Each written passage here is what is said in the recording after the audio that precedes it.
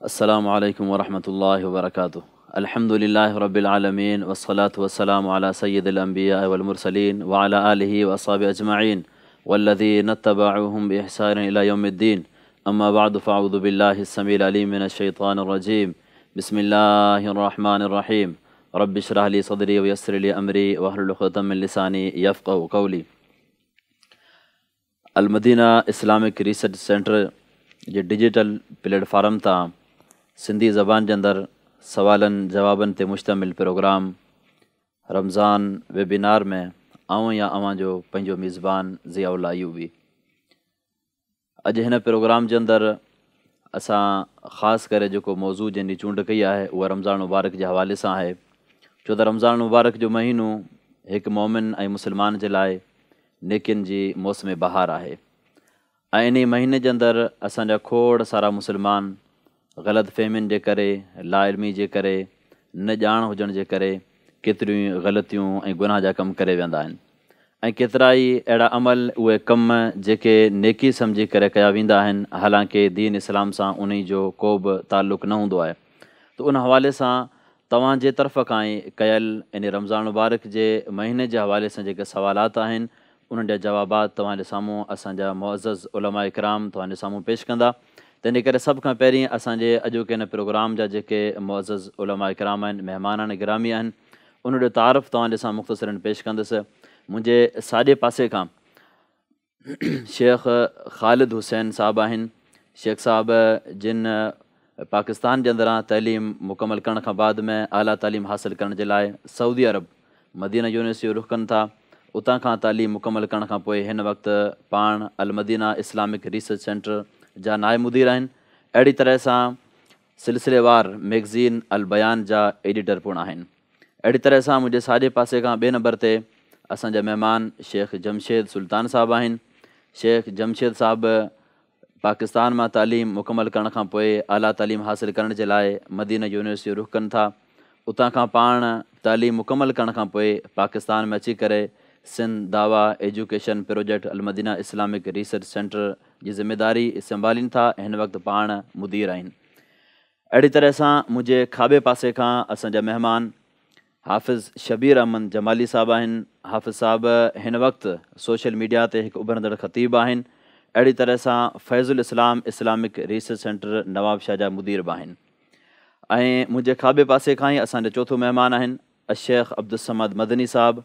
पाण बि पाकिस्तान मां तालीम मुकमल करण खां पोइ आला तालीम हासिल करण जे लाइ मदीना यूनिवर्सिटी रुख़ कनि था, उतां खां तालीम मुकमल करण खां पोइ पाकिस्तान में अची करे पंहिंजी दावत तबलीग जो कमु जारी रखनि था। हिन वक़्तु पाण सिंध जे मशहूरु इदारे अल महदुस्सलफ़िया लितालीम व तरबिया कराची जे अंदरि मुदर्रिस आहिनि। अहिड़ी तरह सां माहनामा दावत अल हदीस रिसाले जा एडिटर बि आहिनि। रमज़ान वेबिनार जे हवाले सां हीउ प्रोग्राम आहे। बिना के ताख़ीर जे तव्हांजे सवालाती ऐं शुरूआति कंदुसि। सभ खां पहिरीं असांजे मोहतरम महिमान शेख ख़ालिद साहब खां सवाल आहे। कराची मां सवाल कनि था अब्दुल क़दीर भुट्टो साहब, त शेख साहब चंड ॾिसण जे हवाले सां जेकॾहिं को शख़्स अकेलो ई चंड ॾिसी वठे थो, छा उन ते रोज़ो रखणु लाज़मी आहे या हू मुल्की निज़ाम मुताबिक़ रोज़ो रखंदो ऐं ईद कंदो? अहिड़ी तरह सां रोयत जे हवाले सां कहिड़े शख़्स जी गवाही मोतबर रहंदी? अल्हम्दुलिल्लाह वस्सलातु वस्सलामु अला रसूलिल्लाह व अला आलिहि व सहबिहि व मन वालाहु बाद। असांजे अॼु तमामु अहम ऐं ज़रूरी सुवाल कयो आहे। इन सवाल जो जेको पहिरियों हिसो आहे कि छा हिकु शख़्स पाण जे चंड ॾिसे थो त उहो उन चंड जी रोयत जे मुताबिक़ रोज़ो रखी सघे थो या मुल्क सां गॾु हलणु लाज़मी आहे? इन हवाले सां अहले इल्म जो इख़्तिलाफ़ आहे। हिकिड़ो मौक़िफ़ त हीअ आहे त उहो शख़्स जो रमज़ान दाख़िल थियण जी जेका रोयत आहे उन में बि हू रोयत ॾिसी पाण पंहिंजी रोयत जे मुताबिक़ रोज़ो रखी सघे थो ऐं ईद बि इन हिसाब सां जेको आहे उहो करे सघे थो। पर उन में उलमा इहा रखी आहे शर्त त उहो उन जो ऐलानिया न करे। सिरी तौर ते उन जी ॿ वजह ॿुधायूं हुयूं आहिनि। ऐलानिया छो न करे? उन जी हिकिड़ी वजह आहे त ऐलानिया तौर ते मुस्लमाननि जी उहा मुखालफ़त न थिए, ऐं ॿी वजह इहा आहे त जो ईद जे मौक़े ते हू माण्हू रोज़े में हूंदा ऐं हू ईद करे रहियो हूंदो त त माण्हुनि जो जेको आहे बदगुमानी बि उनजे बारे में वधंदी। हिकिड़ो मौक़ुफ़ ई आहे त उनखे पंहिंजी रोयत जे मुताबिक़ रोज़ो रखणु खपे ऐं ईद करणु खपे। ॿियो मौक़ुफ़ अहले इल्म जो हीअ आहे त रमज़ान जे दाख़िल थियण जे लाइ त उहो पंहिंजी रोयत ते एतबार करे, यानी चंड ॾिसी रोज़ो रखी वठे, पर रमज़ान जे ख़ात्मे जेको यानी ईद जो चंड आहे उन जे लाइ उहो मुसलमाननि जी रोयत सां गॾु जेको आहे रोज़ो उहो ईद करे। ऐं टियों मौक़ुफ़ जेको आहे अहले इल्म जो उहो ई आहे त फ़र्द वाहिद यानी हिकिड़े शख़्स जी पंहिंजी अलॻि रोयत जेका आहे उन जो उन वक़्तु एतबार न थींदो जेसि ताईं मुल्की तौर ते अनाउंसमेंट न थिए त रोज़े रखण जे हवाले सां। इन जे लाइ लाज़मी आहे त हू भले उन चंड ॾिसी वरितो आहे, पर जेसि ताईं जेको आहे मुल्की तौर ते अनाउंसमेंट न थी आहे उन जे जेको आहे जंहिं इलाइक़े में रहे थो माण्हू उन रोज़ो न रखियो आहे त उनखे रोज़ो न रखणु खपे ऐं न ईद करणु खपे। इन जी हिकिड़ी दलील अहले इल्म ॾियनि था त नबी करीम सल्लल्लाहु अलैहि वसल्लम फरमायो त असौम यौम तसूमून वल फितर यौम तुफ्तिरून वल अज़हा यौम तुज़हून। इहा हदीस जेका आहे तिरमिज़ी में सुनन तिरमिज़ी में आहे ऐं अलामा अलबानी रहमतुल्लाह अलैह इनखे जेको आहे सही करार ॾिनो आहे।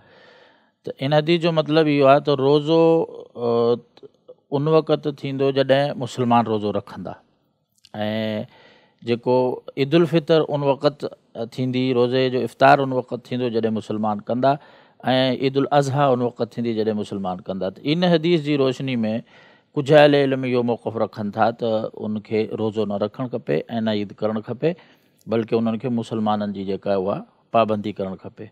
ऐं अक़ली तौर ते बि उहो दलील ॾियनि था, उहो चवंदा मसइलन ज़िलहजा जो जे चंड आहे त हाणे केरु माण्हू पाण चंड ॾिसी वठे थो, पोइ हाणे 9 तारीख़ ते वञी अरफ़ा में वञी अकेलो बीह रहे त इन जो केर बि क़ाइल न आहे।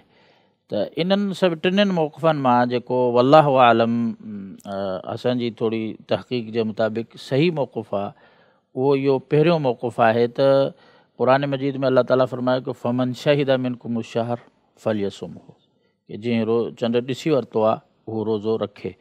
त हाणे हुन चंड ॾिसी वरितो आहे, पहिरीं हुन ते ज़िमेदारी आहे त हू वञी गवाही ॾिए मोतबर जाइ ते जिथे गवाही क़बूल थींदी आहे, ताकी मुसलमान बि उन सां गॾु रोज़ो रखनि। जे उनजी गवाही रद्द कई वई आहे, क़बूल न कई वई आहे, त हाणे उनजे मथां इहो लाज़मी आहे त हू जेको सिरी तौर ते पंहिंजे तौर ते हू रोज़ो रखी वठे, छो जो उनखे यकीन थी वियो आहे त रमज़ान दाख़िल थी चुको आहे। रब्बुल आलमीन इहो फरमायो कि फमन शहिद मिनकुम शहर फलियसुमहु। त इन आयत जी रोशनी में वल्लाहु आलम उनखे रोज़ो रखणु खपे, ठीकु आहे। ऐं ईद जो मौक़ो हुजे त उन ॾींहुं हू रोज़ो न रखे, छो जो उनखे यकीन थियो आहे त ईद जो ॾींहुं आहे, ईद जे ॾींहुं रोज़ो रखणु जाइज़ न आहे। जेसि ताईं अव्हांजे सवाल जो ॿियो जुज़ आहे त कहिड़े शख़्स जी गवाही मोतबर आहे रोयत जे हिसाब सां, चंड ॾिसण जे हिसाब सां, त बुनियादी 2-3 शर्तूं अहले इल्म ज़िक्र कयूं आहिनि। सभ खां पहिरीं त गवाही ॾियण वारो मुसलमान हुजे, काफ़िर जी गवाही चंड जे बारे में क़बूल न थींदी। ऐं ॿी जेका शर्त रखी आहे आदिल हुजे। आदिल जो जेका तारीफ़ अहले इल्म कई आहे हू इहा आहे त हू कबीरा गुनाहनि खां बचंदो हुजे ऐं सगीरा गुनाहनि ते इसरार न करे, यानी कि फासिक़ फाजिर न हुजे, सच ॻाल्हाइण वारो हुजे, पोइ कौल किरदार जे अंदरि जेको आहे सचो हुजे, ऐं बेहयाई ऐं बेशर्मी जे कमनि खां बचियल हुजे, यानी कबीरा गुनाह न करे ऐं सगीरा गुनाहनि ते इसरार ऐं हमेशगी इख़्तियार न करे, उहो आदिल शख़्स आहे। ऐं टी शर्त जेका अहले इल्म ॿुधाई आहे उहा ही आहे त हू यानी कि बालिग़ हुजे, यानी नंढे ॿार जी गवाही इन बाब में क़बूल न थींदी। इहे बुनियादी 3 शर्तूं आहिनि। चंड जेको बि ॾिसे थो इहे शर्तूं उन में मौजूदु आहिनि त उनजी गवाही क़बूल थींदी। जज़ाकल्लाह वसन जज़ा बारकल्लाह फ़ीक। ॿियो सुवालु आहे लाड़काणे मां अब्दुल कादिर बिरोई कनि था शेख जमशेद साहिब खां, रमज़ान मुबारक जे मुबारकबाद जे हवाले सां, त रमज़ान मुबारक जे अचण जी मुबारकबाद ॾियणु कीअं आहे? छा रमज़ान जे 3 ॾहाकनि जी अलॻि अलॻि फ़ज़ीलत कंहिं सही हदीस मां साबित आहे या न? बिस्मिल्लाहिर्रहमानिर्रहीम, अल्हम्दुलिल्लाहि रब्बिल आलमीन, वस्सलातु वस्सलामु अला अशरफिल अंबियाइ वल मुरसलीन, नबीना मुहम्मद व अला आलिहि व सहबिहि अजमईन। रमज़ान मुबारक जी मुबारकबाद जे हवाले सां अगरि असां शरीयत ॾे रुख़ कयूं अहादीस मुबारका में या क़ुरान मजीद में, त नबी करीम सल्लल्लाहु अलैहि वसल्लम जी हिकिड़ी रिवायत सुनत तिरमिज़ी में आहे जंहिंमें नबी करीम सल्लल्लाहु अलैहि वसल्लम जे बारे में सैयदना अबू हुरैरा रज़ी अल्लाह ताला अन्हु फरमाइनि था त नबी करीम सल्लल्लाहु अलैहि वसल्लम असां वटि आया ऐं असांखे चवणु लॻा त तव्हांजे मथां हिकिड़ो अहिड़ो महीनो अची रहियो आहे जंहिंमें अल्लाह तबारक व ताला तव्हांजे मथां रमज़ान जा रोज़ा फ़र्ज़ु करे छॾिया आहिनि ऐं उन में ई इहो ज़िक्र बि आहे त उन में हिकिड़ी अहिड़ी राति आहे जेका 1000 महीननि खां बहितर आहे ऐं जेको हुन राति खां महरूम रहियो उहो हक़ीक़ी महरूम आहे। इहा हदीस सही आहे जंहिंखे इमाम अलबानी रहमहुल्लाह पंहिंजी किताब सही तरग़ीब तरहीब में इन खे सही ग़ैरी चयो आहे ऐं जंहिंखे इमाम अहमद बि सही चवनि था।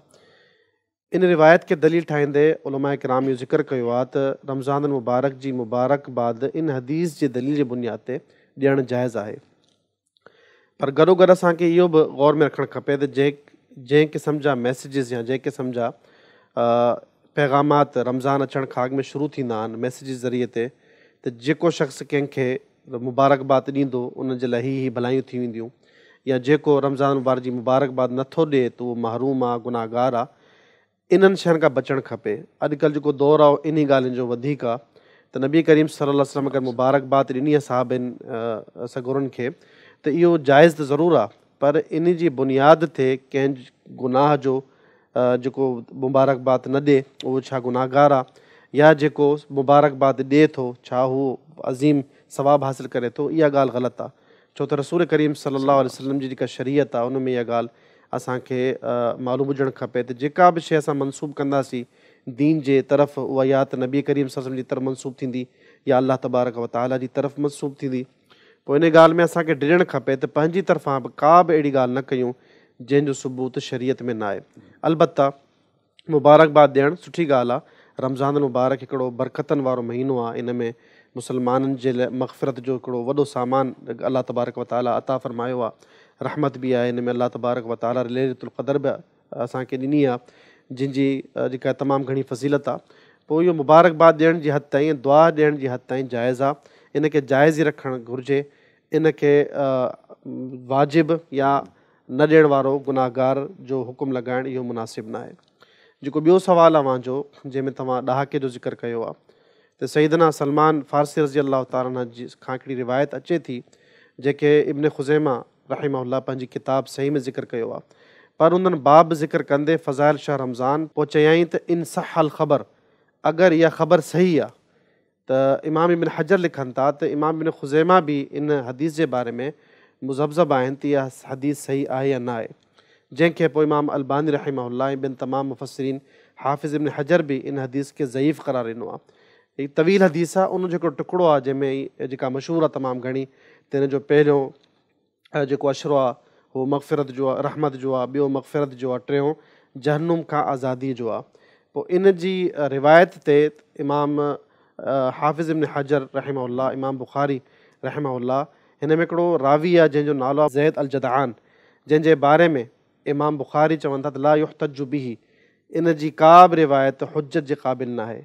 इमाम अहमद बिन इब्न हंबल ऐं इमाम यहया चवनि था लई सभी शइ इहो जेको माण्हू आहे जंहिं इहा रिवायत कई आहे सईदना सलमान फ़ारसीअ खां उहो जेको आहे कुझु बि न आहे। उन जी यानी उन जे बारे में मुहद्दिसीन कुझु ज़िक्र नथा कनि इन जे हालात कहिड़ा आहिनि हीअ रावी सही हुयो या ग़लति हुयो त तंहिं करे इन हदीस खे माण्हू तर्क करे छॾे ऐं इन हदीस खे बयानु कंदे इंसानु जेको बि शइ बयानु कंदो जेकी ॻाल्हि बि बयानु कंदो उहो ला मुहाला नबी करीम सल्लल्लाहु अलैहि वसल्लम सां मनसूब थींदी जंहिंमें असांखे एहतियात करणु खपे त इहा हदीस बयानु न करणु खपे। इहा ॻाल्हि हक़ीक़त आहे त रमज़ान मुबारक मुकमल तौर ते रहमतुनि जो महीनो आहे बरक़तुनि जो महीनो आहे उनखे माण्हू आम रखे पर इन ॻाल्हि खे प्यारे पैगम्बर मुहम्मद रसूलुल्लाह सल्लल्लाहु अलैहि वसल्लम ॾांहुं मनसूब कंदे इंसानु पंहिंजे तहक़ीक़ करे अगरि इहा ॻाल्हि सही आहे त पोइ मनसूब करे अगरि में ज़रा अदना शक आहे पोइ हिन खां असांखे बचणु खपे।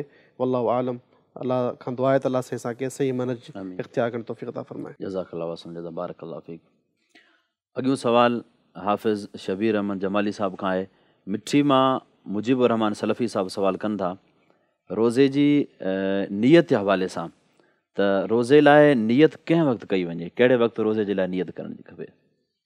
अल्हम्दुलिल्लाह रब्बिल आलमीन वस्सलातु वस्सलामु अला अशरफिल अंबिया वल मुरसलीन नबीना मुहम्मद व आलिहि व अस्हाबिहि अजमईन अम्मा बाद। शुरू में तव्हां जेका ॻाल्हि कई त असांजे सिंध में काफ़ी सारे शयुनि में माण्हू लाशूरी जे करे लाइल्मी जे करे ग़लति कमनि में रुधल ऐं मसरूफ़ आहिनि। ऐं सुञातो हुन ॻाल्हि में इहा बि हिकिड़ी वॾी ग़लती आहे। असां वटि अक्सर ॾिठो वञे थो त काफ़ी माण्हू राति जो सहरी बि कंदा आहिनि ऐं चवंदा आहिनि त सुभाणे ॾिसंदासीं सिज उभरे खैरनि जो, पोइ जे ॾींहुं थधो हुयो त रोज़ो रखी वठंदासीं या छॾे वठंदासीं। ऐं काफ़ी माण्हू चवंदा आहिनि ॾिसंदासीं फलाणे पासे मूंखे सफ़रु करिणो आहे, जेकॾहिं निकिरी वियुसि त ठीकु आहे, जे न निकितसि त आउं रोज़ो जी नियत करे वठंदुसि। यानी की माण्हू रोज़े जी नियत खे ॾींहं ॾांहुं मनसूब कंदा आहिनि। जॾहिं त नबी करीम सलात इस्लाम जंहिंजो इन मामले में सरीह फ़रमान आहे, पाण करीम सलात इस्लाम फ़रमाया जेको माण्हू रोज़े जी नियत राति जो नथो करे उन माण्हू जो रोज़ो ई कोन्हे को। हदीस किताब सुनन नसाई में किताब सियाम में इमाम नसाई रहमतुल्लाह हिकिड़ो मुस्तक़िल बाब इन नाले सां क़ाइमु कयो आहे त अनियतो फि सियाम। उते हदीस आंदो पाण करीम सलात इस्लाम फ़रमाइनि था त ला सियाम लिमल्लम युजमे क़बल अल फजर, त जेको माण्हू फजर जी अज़ान खां अॻु में यानी की राति जो रोज़े जी नियत नथो करे इन माण्हू जो रोज़ो आई कोन्हे को। त यानी की फ़र्ज़ रोज़ा जीअं रमज़ान जा रोज़ा अचनि पिया, इन रमज़ान जे रोज़नि जे लाइ फजर जी अज़ान खां अॻु में राति जो हर सूरत में नियत करणु ज़रूरी आहे। जेको माण्हू उन टाइम ते नियत नाहे करे सघियो त हाणे उनजी का बि नियत कान्हे, हाणे उनजो को बि रोज़ो कोन्हे।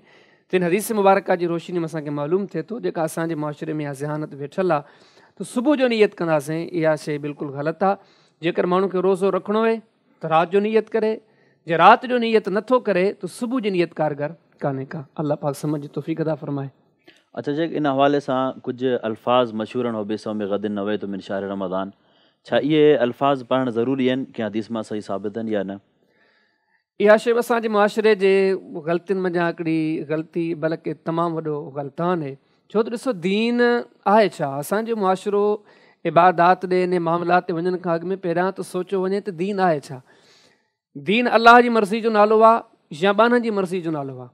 जॾहिं त अलाह ताला पाण ने शइ वज़ाहत कई त दीन अलाह जी मर्ज़ी जो नालो आहे, आसमाननि तां नाज़िल शुदा जेका शइ आहे उहा ई दीन आहे। सूरे आराफ़ जे पहिरें रुकू में अलाह ताला फ़रमाए तो इत्तबिऊ मा उनज़िल इलैकुम मिन रब्बिकुम, उन शइ जी तव्हां पैरवी कयो जेका अलाह ताला आसमाननि तां नाज़िल कई आहे क़ुरान हदीस जे अंदरि।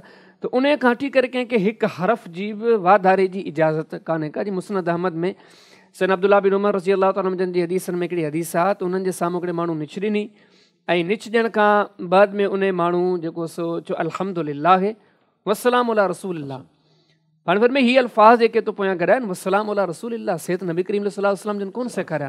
त माना दीन में हिकु लफ़्ज़ या हिकु जुमिले जी बि इजात जो अलो कोन्हे को। ऐं इन फ़हम ते कि हद ताईं उम्मत जो हर फ़र्द इन शइ ते यकीन रखे थो।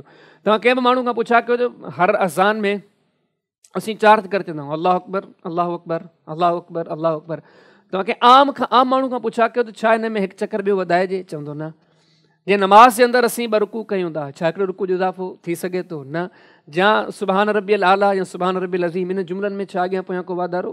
त हर मुसलमान आम खां आम फ़हम जो मालिक उहो बि चवंदा कंहिं बि शइ में वाधारे जो अलो कोन्हे को। पर इंतिहाई वॾी ॾुख जी ॻाल्हि आहे, बेसमझी जी ॻाल्हि आहे। इहे साॻियूं ॻाल्हियूं सम्झण वारो ॼाणण वारो ॿिए पासे उहो साॻियो मुसलमान जॾहिं रमज़ान अचे थो त इहे जुमिला बतौर नियत जे रोज़े खां अॻु में चवणु लाज़िम सम्झे थो। उहा बि सौ में गदिन नवैतु मिन शहर रमज़ान, जेके कलिमात नबी करीम सल्लल्लाहु अलैहि वसल्लम खां किथां साबित कोन्हनि, न पाण करीम सल्लल्लाहु अलैहि वसल्लम जा असहाब खां साबित आहिनि, न असहाब खां बाद में ताबईन, न तबा ताबईन, न सलफ़ सालिहीन, न इन इमामनि खां, बल्कि उम्मत जे कंहिं बि असलाम या कंहिंखां बि इहे कलिमात साबित कोन्हनि। त ईअं चई सघिजे थो त इन कलिमात जो अलाह जे दीन सां को बि तालुक़ कोन्हे।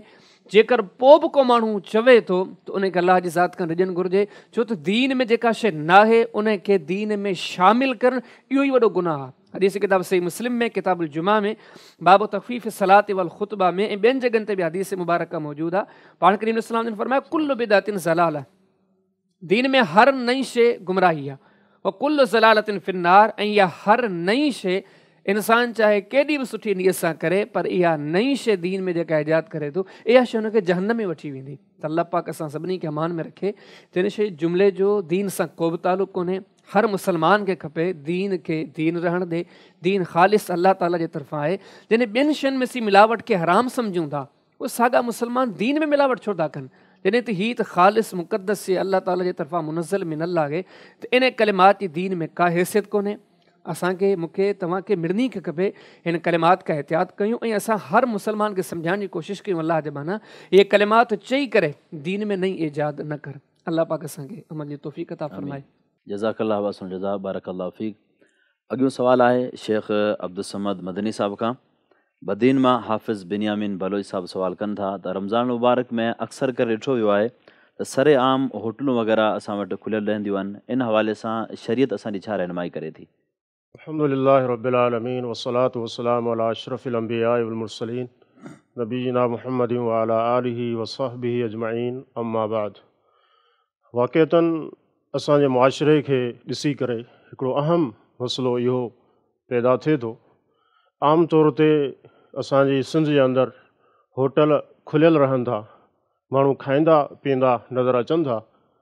शरई हवाले सां जेकॾहिं ॾिसिजे त इहो करणु बिल्कुलु जाइज़ कोन्हे।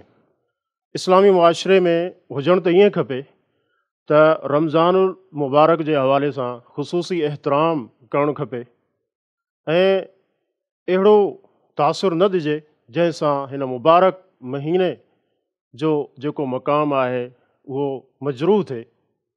हाणे हिते जेका शइ असांखे मालूम थिए थी उहा इहा आहे त रमज़ान मुबारक में अहिड़े नमूने आम होटलुनि जो खुलणु ऐं माण्हुनि जो ईअं खाइणु पीअणु बग़ैर रोक टोक जे आम जेको इहो कयो वञे थो, शरई लिहाज़ सां इहो बिल्कुलु दुरुस्त कोन्हे। बल्कि जेकॾहिं असां ॾिसूं त इस्लामी मुआशरे में जीअं असांजो मुल्क आहे पाकिस्तान, इन हवाले सां कानून बि मौजूदु आहिनि एहतराम रमज़ान जे हवाले सां, त इहो क़तअन बिल्कुलु जाइज़ कोन्हे। बल्कि फ़ुक़हा त एसि ताईं लिखनि था त कंहिं मुस्लमान जे लाइ इहो जाइज़ कोन्हे त सरे आम खाइण पीअण जूं शयूं कंहिं काफ़िर खे इस्लामी मुआशरे में ॾियनि, छो त जेके काफ़िर आहिनि उन्हनि खे बि खपे त इस्लामी मुआशरे में रमज़ान जो जेको एहतराम आहे उन खे साम्हूं रखनि ऐं मुस्लमान उन्हनि खे इहो सेखारनि त असां सां गॾु जेकॾहिं तव्हांखे रहणो आहे त रमज़ानुल मुबारक जो तव्हांखे एहतराम करिणो पवंदो। इहो हिकु ज़रूरी मामिलो आहे। ऐं जीअं अल्लाह ताला जो फ़रमानु आहे त वतआवनु अलल बिर्रि वतक़वा वला तआवनु अलल इस्मि वल उद्वान, त इहो होटलुनि खे खोलणु ऐं उन में माण्हुनि खे खाराइणु इहो वाज़िह नमूने सां गुनाह ते हिकिड़ो ताउन आहे जेको माण्हू उन सां करे थो। बिल्कुलु क़तअन इस्लाम उन जी इजाज़त कोन थो ॾिए इन हालति में त आम तौर ते होटल खुलियल हुजनि।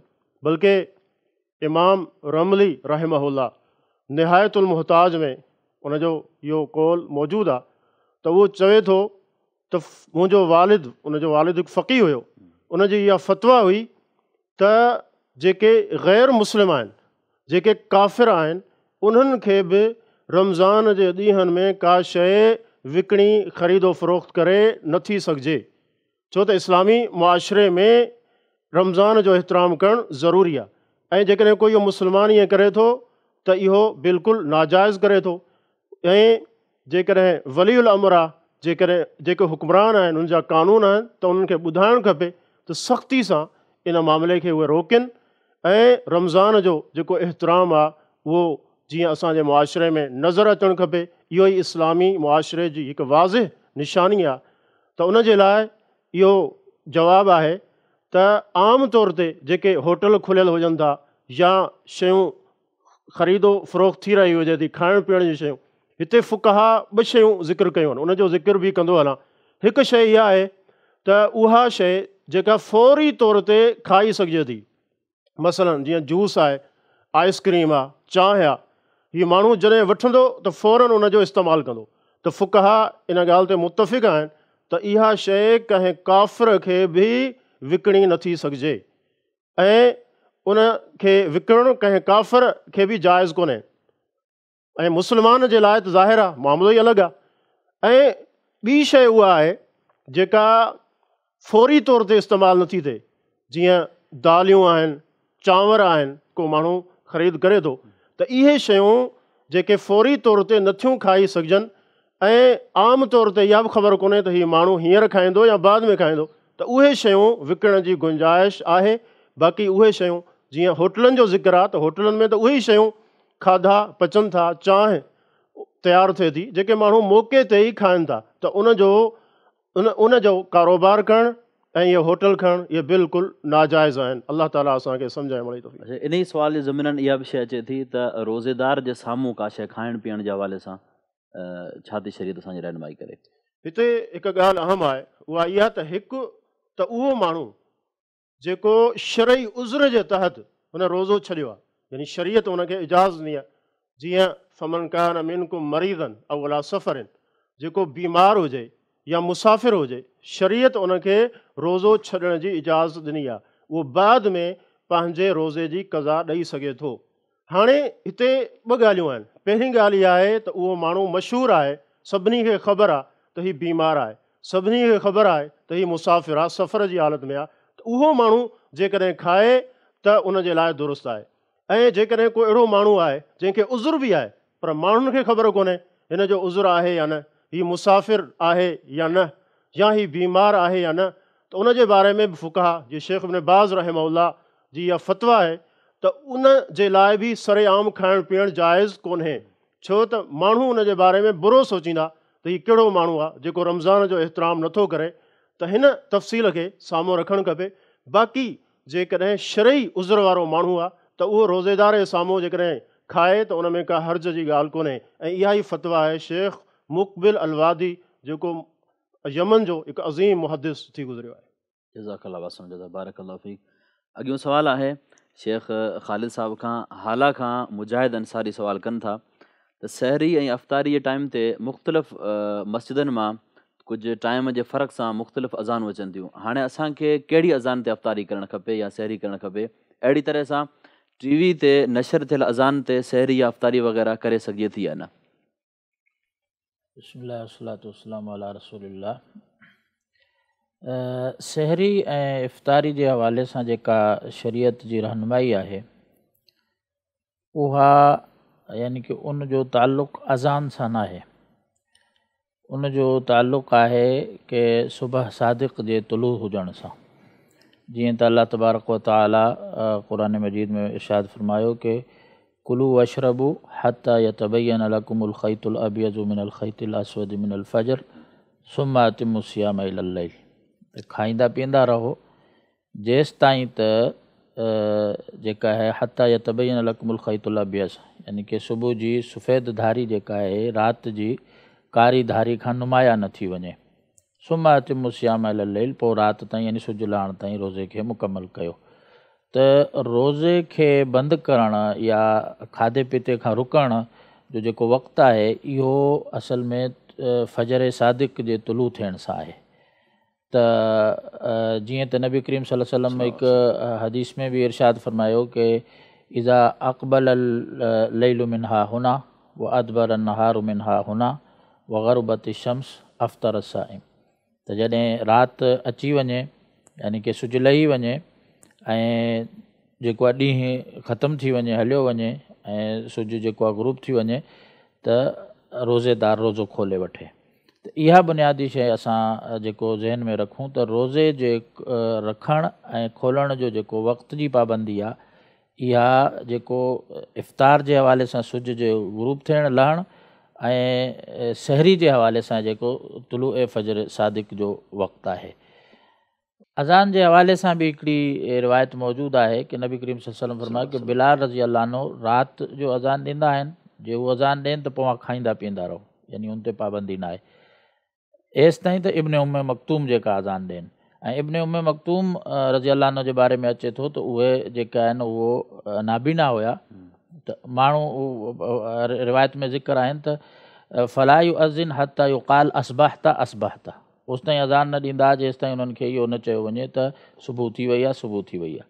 त अज़ान जे इन वक़्तु थिए थी जेको सुबुह जो वक़्तु आहे, यानी कि तुलू फ़जर सादिक़ जो वक़्तु आहे, इन टाइम अज़ान थिए थी त माण्हू उन अज़ान जी पाबंदी करे सघे थो। इन रिवायत जी रोशनी में उलमा इजाज़त ॾिनी आहे। पर जे ख़बर माण्हू खे अॼुकल्ह त असांजे लाइ आसानी काफ़ी थी वई आहे, पहिरीं जेका कैलेंडर ठही वेंदा आहिनि जेको रमज़ान जी इफ़्तारी सहरी जी टाइम जेको आहे मुक़ररु थी वेंदो आहे, गवर्नमेंट जी तरफ़ खां बि ॿुधायो वेंदो आहे त हे सहरी जो वक़्तु आहे, इफ़्तारी जो वक़्तु आहे, त वक़्त जी पाबंदी करणु खपे। ऐं जेके अज़ान में इहो ख़्यालु रखे कि जंहिं अज़ान ते हू जे सहरी करे थो, इफ़्तारी करे थो, उहो अज़ान में जेको मुअज़िन उन वक़्त जो पाबंद हुजे। उन वक़्त जी पाबंदी मुअज़िन नथो करे, अॻिते पोइते करे थो, त उन अज़ान जी उनखे पाबंदी न करणु खपे, बल्कि उन वक़्त जी पाबंदी करणु खपे जेको त तुलूए फजर सादिक़ जो वक़्तु आहे। बाक़ी जेको अव्हांजो सवाल जो इहो हिसो आहे, ॿियो जेको टीवी ते नशर थियल अज़ान, टीवी ते नशर थियल अज़ान, त इन सां जेको आहे रोज़ो जेको बंदि बि करे सघिजे थो ऐं छोड़े बि सघे थो इंसानु जेको आहे रोज़े खे इफ़्तार बि करे सघे थो। छो जो उमूमन जे ऐं ख़ासि तौर ते टीवी जे अज़ान में या रेडियो जी अज़ान में इहो ख़्यालु रखे त उन मुल्क जी अज़ान हुजे, उन इलाइक़े जी अज़ान हुजे। जीअं मसइलन पाकिस्तान में आहे त पाकिस्तान में लाहौर जी अज़ान में, इस्लामाबाद जी अज़ान में, कराची जी अज़ान में फ़र्क़ु आहे टाइम जो। उन इलाइक़े जी जेका रेडियो चैनल आहे या टीवी चैनल आहे, ऐं उन जे मुताबिक़ उन इलाइक़े जे मुताबिक़ टाइम ॿुधाए करे उहो जे अज़ान ॾियनि था, त उन सां रोज़ो खोलण में, इफ़्तार करण में या सहरी वग़ैरह जी पाबंदी करण में को हर्ज न आहे, जाइज़। जज़ाकल्लाह वसन जज़ा बारकल्लाह फ़ीक। थरपारकर खां अब्दुल कादिर हिंगोर जो सवाल कनि था शेख जमशेद साहिब खां त रमज़ान मुबारक में ॾींहं जे टाइम ते कंहिं ग़ैर मुस्लिम मज़दूर आहे, उन खे खाधो वग़ैरह पेश करणु कीअं आहे? ग़ैर मुस्लमाननि जे लाइ या मुस्लमाननि जे लाइ अलाह तबारक व तआला जेको दीन पसंदि कयो आहे उहो इस्लाम आहे। इन दीन इंदल्लाहिल इस्लाम। ऐं ॿियो को बि दीन अलाह तबारक व तआला खे क़ाबिल क़बूल न आहे। ऐं दीन जेको आहे उहो इंसान जी मुकमल ज़िंदगी गुज़ारण जो हिकिड़ो तरीक़ो आहे, जंहिंमें अलाह तबारक व तआला कुझु इबादतूं रखियूं आहिनि, जंहिंमें नमाज़ आहे, रोज़ो आहे, ज़कात आहे।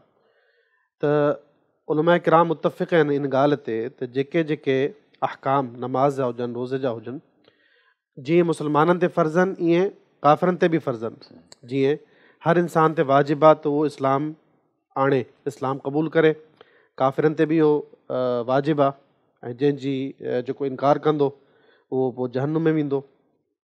इस्लाम जा जेके बि अहकाम आहिनि, रोज़ो आहे, नमाज़ आहे, इन जा मुखातब काफ़िर बि आहिनि। पोइ जेको जेको जीअं चोरी हराम आहे मुस्लमान ते, काफ़िर ते बि हराम आहे। अगरि चोरी मुस्लमान कंदो तॾहिं बि हथु कटिबो, ऐं काफ़िर चोरी कंदो तॾहिं बि हथु कटिबो। त जेके जेके इस्लाम जी शरीयत आहे, रोज़े जा जेके अहकामात आहिनि, ॾींहं जो खाइणु पीअणु मुस्लमाननि ते हराम आहे, सवाइ उज़ुर जे करे। अगरि मुसाफ़िर आहे या बीमार आहे त उनखे अलाह तबारक व तआला इजाज़त ॾिनी आहे, तूं खाए पीए उज़ुर जी बिना ते, पर उनखे बि शरीयत इस्लाम हिकिड़ो पाबंद कयो आहे त परदे में खाए, खुलेआम न खाए। जीअं शेख साहिब तमामु तफ़सीली गुफ़्तगू कई त काफ़िरनि जे मथां बि लाज़िम आहे तूं इस्लामी शरीयत, अगरि इस्लामी ममलिकत में रहनि था, इस्लामी मुल्क में रहनि था, तूं तमामु इस्लाम जे शाइर जा पाबंद आहिनि, त उन्हनि जो एहतराम उन्हनि जे मथां वाजिबु आहे। जीअं शराब इस्लाम में हराम आहे, त छा ममलिकत इस्लामिया में शराब ग़ैर मुस्लिमनि खे खपाइणु जाइज़ आहे? नाजाइज़ आहे, हराम आहे।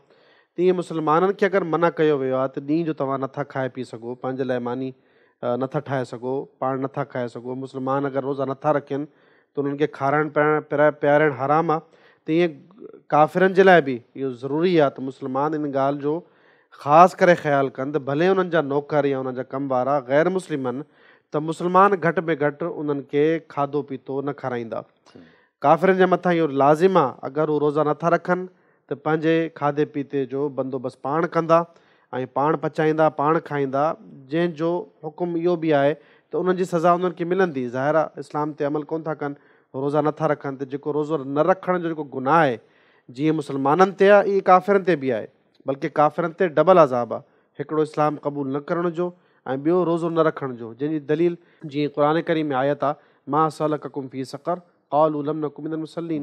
त जहन्नुमिन खां पुछो वेंदो त तव्हां अॼु जहन्नुम में कीअं पाता आहियो, त उहे चवंदा असां नमाज़ कोन पढ़ंदा हुआसीं। त इन दलील खे बुनियादु बणाए फ़ुक़हा मुफ़स्सिरीन लिखनि था त जेके बि शरीयत इस्लामिया जा जेतिरा बि अहकाम आहिनि, काफ़िर बि उन्हनि जा पाबंद आहिनि, ख़ासि तौर ते अगरि उहे काफ़िर मुस्लमान मुल्क में रहनि था। लिहाज़ा इन ॻाल्हि खे बुनियादु बणाए न को मुस्लमान होटल खोले थो सघे, न को का अहिड़ी शइ तयारु करे खपाए थो सघे त ग़ैर मुस्लिमान हिते घणा आहिनि या ग़ैर मुस्लिमनि खे खाधे पीते जी ज़रूरत आहे, लिहाज़ा शरीयत इस्लामिया में इन ॻाल्हि ते मुकमल पाबंदी आहे त न को मुस्लमान खे खाधो खपाए सघे थो, ॾेई सघे थो ॾींहं जो रमज़ान में, ऐं न को ग़ैर मुस्लमाननि जे लाइ। उमेदु आहे त जवाबु इनशाला काफ़ी शाफ़ी रहंदो इनशाला। जज़ाकल्लाह हसन जज़ा। मटियारी खां वली मोहम्मद ख़ासकली साहब सवाल कनि था हाफ़िज़ शबीर अहमद जमाली साहब खां त सहरी जो वक़्तु कहिड़ो आहे, शरई हिसाब सां कहिड़ो टाइम हुअणु खपे सहरी जो? शरीयत मुतारा में सहरी जो जेको वक़्तु आहे, सम्झो त राति जो आख़िरी टियों हिसो जेको तहजुद जो टाइम आहे, इहो सहरी जो टाइम आहे। सही बुखारी जे अंदरि किताबुल अज़ान जे अंदरि हिकिड़ो बाबा अल अज़ान हो क़बुल अल फजर, उते हदीस मुबारक मौजूदु आहे त नबी करीम अलैहिस्सलातु वस्सलाम जन जे ज़माने में तहजुद जे टाइम ते ख़ुसूसी अज़ान जो इहतिमाम कयो वेंदो हो। सम्झो जंहिंजे ज़रिए सहरीले माण्हुनि खे बेदार कयो वेंदो हो ऐं तहजुद नमाज़ जे लाइ माण्हुनि खे जेको सो मुतवजो कयो वेंदो हो। त सहरी जो जेको टाइम आहे, तहजुद जो टाइम आहे, राति जो आख़िरी टियों हिसो आहे, उनजो इख़्तिताम जेको थिए थो उहो सम्झो त सुबुह सादिक़ जे तुलू, या ईअं सम्झो त जीअं असांजे माशरे में ख़ासि तौर ते जीअं रमज़ान जे महीने में फजर जी अज़ान जो इहतिमाम कयो वञे थो, त उहा सम्झो त जेको फजर जे तुलू थियण जो टाइम आहे ॾिनी वञे थी, त इहो हुनजो इख़्तिताम आहे। साॻी जाइ ते सही बुखारी में किताबुल अज़ान में इमाम बुखारी मोला हिकिड़ो बाब क़ाइमु कनि था अल अज़ान हो क़बुल अल फजर, त पाण खे नबी सल्लल्लाहु अलैहि वसल्लम ने फरमायो आहे कुलू वशरबू, त फजर खां अॻु में यानी कि तहजुद जे टाइम ते सहरी जे टाइम ते पाण खे नबी सल्लल्लाहु अलैहि वसल्लम फरमायो खाईंदा रहियो पींदा रहियो, पर हता जो अज़िन इब्न उम्मे मक्तूम में, जॾहिं अब्दुल्ला बिन उम्मे मक्तूम रज़ी अल्लाह ताला अन्हु फजर जी अज़ान ॾियनि था, यानी कि तुलू फजर जो टाइम थिए थो, जीअं उन्हनि जी अज़ान अचे तव्हां खाइण पीअण खां रुकिजी वञो। त सहरी जो टाइम राति ॾे सम्झो आख़िरी टे हिसे में हे, उनजो इख़्तिताम फजर जी अज़ान ते थी वञे थो। इन खां अॻु में जंहिं कयो त उनखे सहरी थी वई, उन खां बाद में अगरि केरु करे थो आहे सहरी कान्हे का। अच्छा, इन ई जे अंदरि हिकु ॿी बि शइ अचे थी, जेकॾहिं सहरी खाईंदे दौरान अज़ान अची वञे थी फजर जी, त उनजो छा हुकुम आहे? छा उते खाधो पीतो छॾे ॾे या पंहिंजो खाधो पीतो मुकमल करे वठे? हदीस किताब सुनबी दाऊद जे अंदरि किताब सियाम जे अंदरि इमाम साहिब हिकिड़ो मुस्तक़िल बाब क़ाइमु कयो आहे, बाबु रजुले यसमा निदा वल इनाओ अला यदैहि, त उन माण्हू जो बयानु जेको सहरी करे पियो मथां अज़ान अची वई उनजो बयानु। त इन बाब जो तर्जुमा सां हदीस मुबारक आंदी, पाण करीम सल्लल्लाहु अलैहि वसल्लम ने फरमायो एॾा समय अहदुकुम निदा, तव्हां में को माण्हू फजर जी अज़ान ॿुधे थो, वल इनाओ अला यदैहि, ऐं जेको खाइण जो ताम आहे उहो हुनजे साम्हूं आहे, उनजे अॻियां पयल आहे। पाण करीम सल्लल्लाहु अलैहि वसल्लम फरमायो त अहिड़े टाइम ते हुन माण्हू खे खपे त फला यज़ब, उहो थां रखी न छॾे, खाइण खां बसि न करे, हता यक्तज़िय हाजत मिन हो, तव्हांजो पूरी तरह खाई वठे, पंहिंजी हाजत पूरी करे, पोइ जेको सो खाइण पीअण बंदि करे। त इन हदीस मुबारका जी रोशनी में अगरि को माण्हू सहरी करे पियो ऐं मथां अज़ान अची वई आहे, त उनजे लाइ शरन तौरु इन शइ जी गुंजाइश मौजूदु आहे, त हू अज़ान अचण जे बावजूदि बि जेको साम्हूं पियल आहे उनखे खाई सघे थो, सही नमूने सां जेको सो सहरी करे सघे थो। साॻी दोस्त जो शेख ॿियो सुवालु आहे त रोज़े जी हालति में जेकॾहिं भुल में को खाई पी वञे थो त उनजो रोज़ो बरक़रार आहे या रोज़ो टुटी वञे थो? बिल्कुलु क़ाइमु आहे। हदीस किताब सही बुखारी जे अंदरि किताब सौम जे अंदरि ऐं असां मुस्तक़िल बाब क़ाइमु कयो आहे, त उन रोज़ेदार जो बयानु जेको भुल चुक में खाई वठे, या साॻी हदीस साॻियो मामिलो हदीस किताब सही मुस्लिम में किताब सियाम में ऐं असां बाब क़ाइमु कंदा बाब अक़लिन नासी, इन ॿिन्ही किताबुनि समेत कई जॻहियुनि ते हदीस मुबारक मौजूदु आहे। त पाण खे सल्लल्लाहु अलैहि वसल्लम फरमाया तमामु अगरि कंहिंखे भुल थी वञे ऐं रोज़े जी हालति में उहो माण्हू खाई वठे त इहा शइ का मायूब कान्हे का, फली उतिम सौमा, हुन माण्हू खे खपे पंहिंजे रोज़े खे पूरो करे वठे। फ इनमा अतअमहु व सक़ा, त हीउ जेको भुल में हुन खाधो आहे ईअं सम्झो त अलाह ताला उनखे इहो खारायो आहे, इहो प्यारियो आहे। त रोज़े जे अंदरि अगरि को माण्हू भुल में खाई पी वठे थो त इन में का बि कबाहत कान्हे का। जज़ाकल्लाह वासिम जज़ा बारकल्लाह फ़ीक। हैदराबाद खां अली हसन ख़ासकली सवाल कनि था शेख अब्दुल समद मदनी साहब खां, त अहिड़ियूं बीमारियूं जेके रोज़ेदार खे नुक़सानु ॾेई सघनि थियूं, मसलन गुर्दे जी पथरी आहे, शुगर जो मसइलो आहे, हाई ब्लड प्रेशर जो मसइलो आहे, छा इन्हनि बीमारियुनि जी सूरत में रोज़ो छॾे सघिजे थो या न? ही बीमारियूं जेके तव्हां ज़िक्र कयूं उन मां कुझु बीमारियूं त उहे आहिनि जेके जेकॾहिं इंसानु डॉक्टर जी हिदायतुनि ते अमल करे त उन सां रोज़ो रखी सघे थो, या हिन वक़्तु जेकॾहिं मुमकिन कोन्हे त पोइ अॻिते हली करे उन जी क़ज़ा ॾेई सघे थो जॾहिं ॾींहं नंढा हुजनि, जीअं सियारे जा ॾींहं हुजनि था। बाक़ी कुझु बीमारियूं आहिनि जीअं मसइलन शुगर आहे ऐं ब्लड प्रेशर, हाई आहे, ॿई जेकॾहिं कंहिंखे मिली वञनि त वाक़िअतनि उन माण्हू जो मामिलो काफ़ी मुश्किल थी वञे थो। त हिन सूरत में उमूमन इहा जेका हालत आहे उन में बाद में बि उहो माण्हू क़ज़ा ॾियणु जहिड़ो कोन्हे। त इहो माण्हू उन जे लाइ त क़ज़ा ज़ाहिरा कोन्हे, उहो फ़िदियो ॾेई करे पंहिंजो मामिलो जेको आहे सही करे सघे थो। वअलल लज़ीन युतीकूनहु फ़िदियतुन तआमु मिस्कीन, अलाह ताला जो फ़रमान आहे त उहे माण्हू जेके रोज़े जी ताक़त नथा रखनि त उन्हनि ते हिकु मिस्कीन खे खाधो खाराइणु, इहो फ़िदियो आहे। तर्जुमानुल क़ुरान इब्न अब्बास रज़ी अल्लाह ताला अन्हुमा जो कौल इमाम बुखारी रहमतुल्लाह अलैह पंहिंजी सही में आंदो आहे, जंहिंमें उहे ज़िक्र कनि था त हीअ आयत मनसूख़ कोन्हे, पर हिन जो हुकुम जेको आहे उन माण्हू ते बि आहे जेको दाइमी मरीज़ आहे, जेको मरीज़ आहे ऐं जंहिंजो मर्ज़, जंहिंजी बीमारी ठीकु नथी थी सघे, उन जे लाइ इहो हुकुम आहे त उहो 30 रोज़नि जे हिसाब सां कफ़ारो अदा करे। कफ़ारे जी इहा सूरत बि थी सघे थी त हिकिड़े ई ॾींहं में खाधो तयारु करे 30 मिस्कीननि उनखे खाराए छॾे, इहो बि ठीकु आहे। पंहिंजे घर में खाधो तयारु करे ऐं 30 मिस्कीननि ताईं पहुचाए, इहो बि सही आहे। या जेको साह आहे, यानी तक़रीबन जीअं असां सदक़तुल फ़ित्र कढूं था, इहे 2-2.5 किलो जेके थियनि था, जिन्स जी सूरत में मिस्कीननि खे ॾे त इहो बि हुनजो फ़िदियो अदा थी वेंदो। त हिन में इहा तफ़सील असांखे साम्हूं रखणु खपे।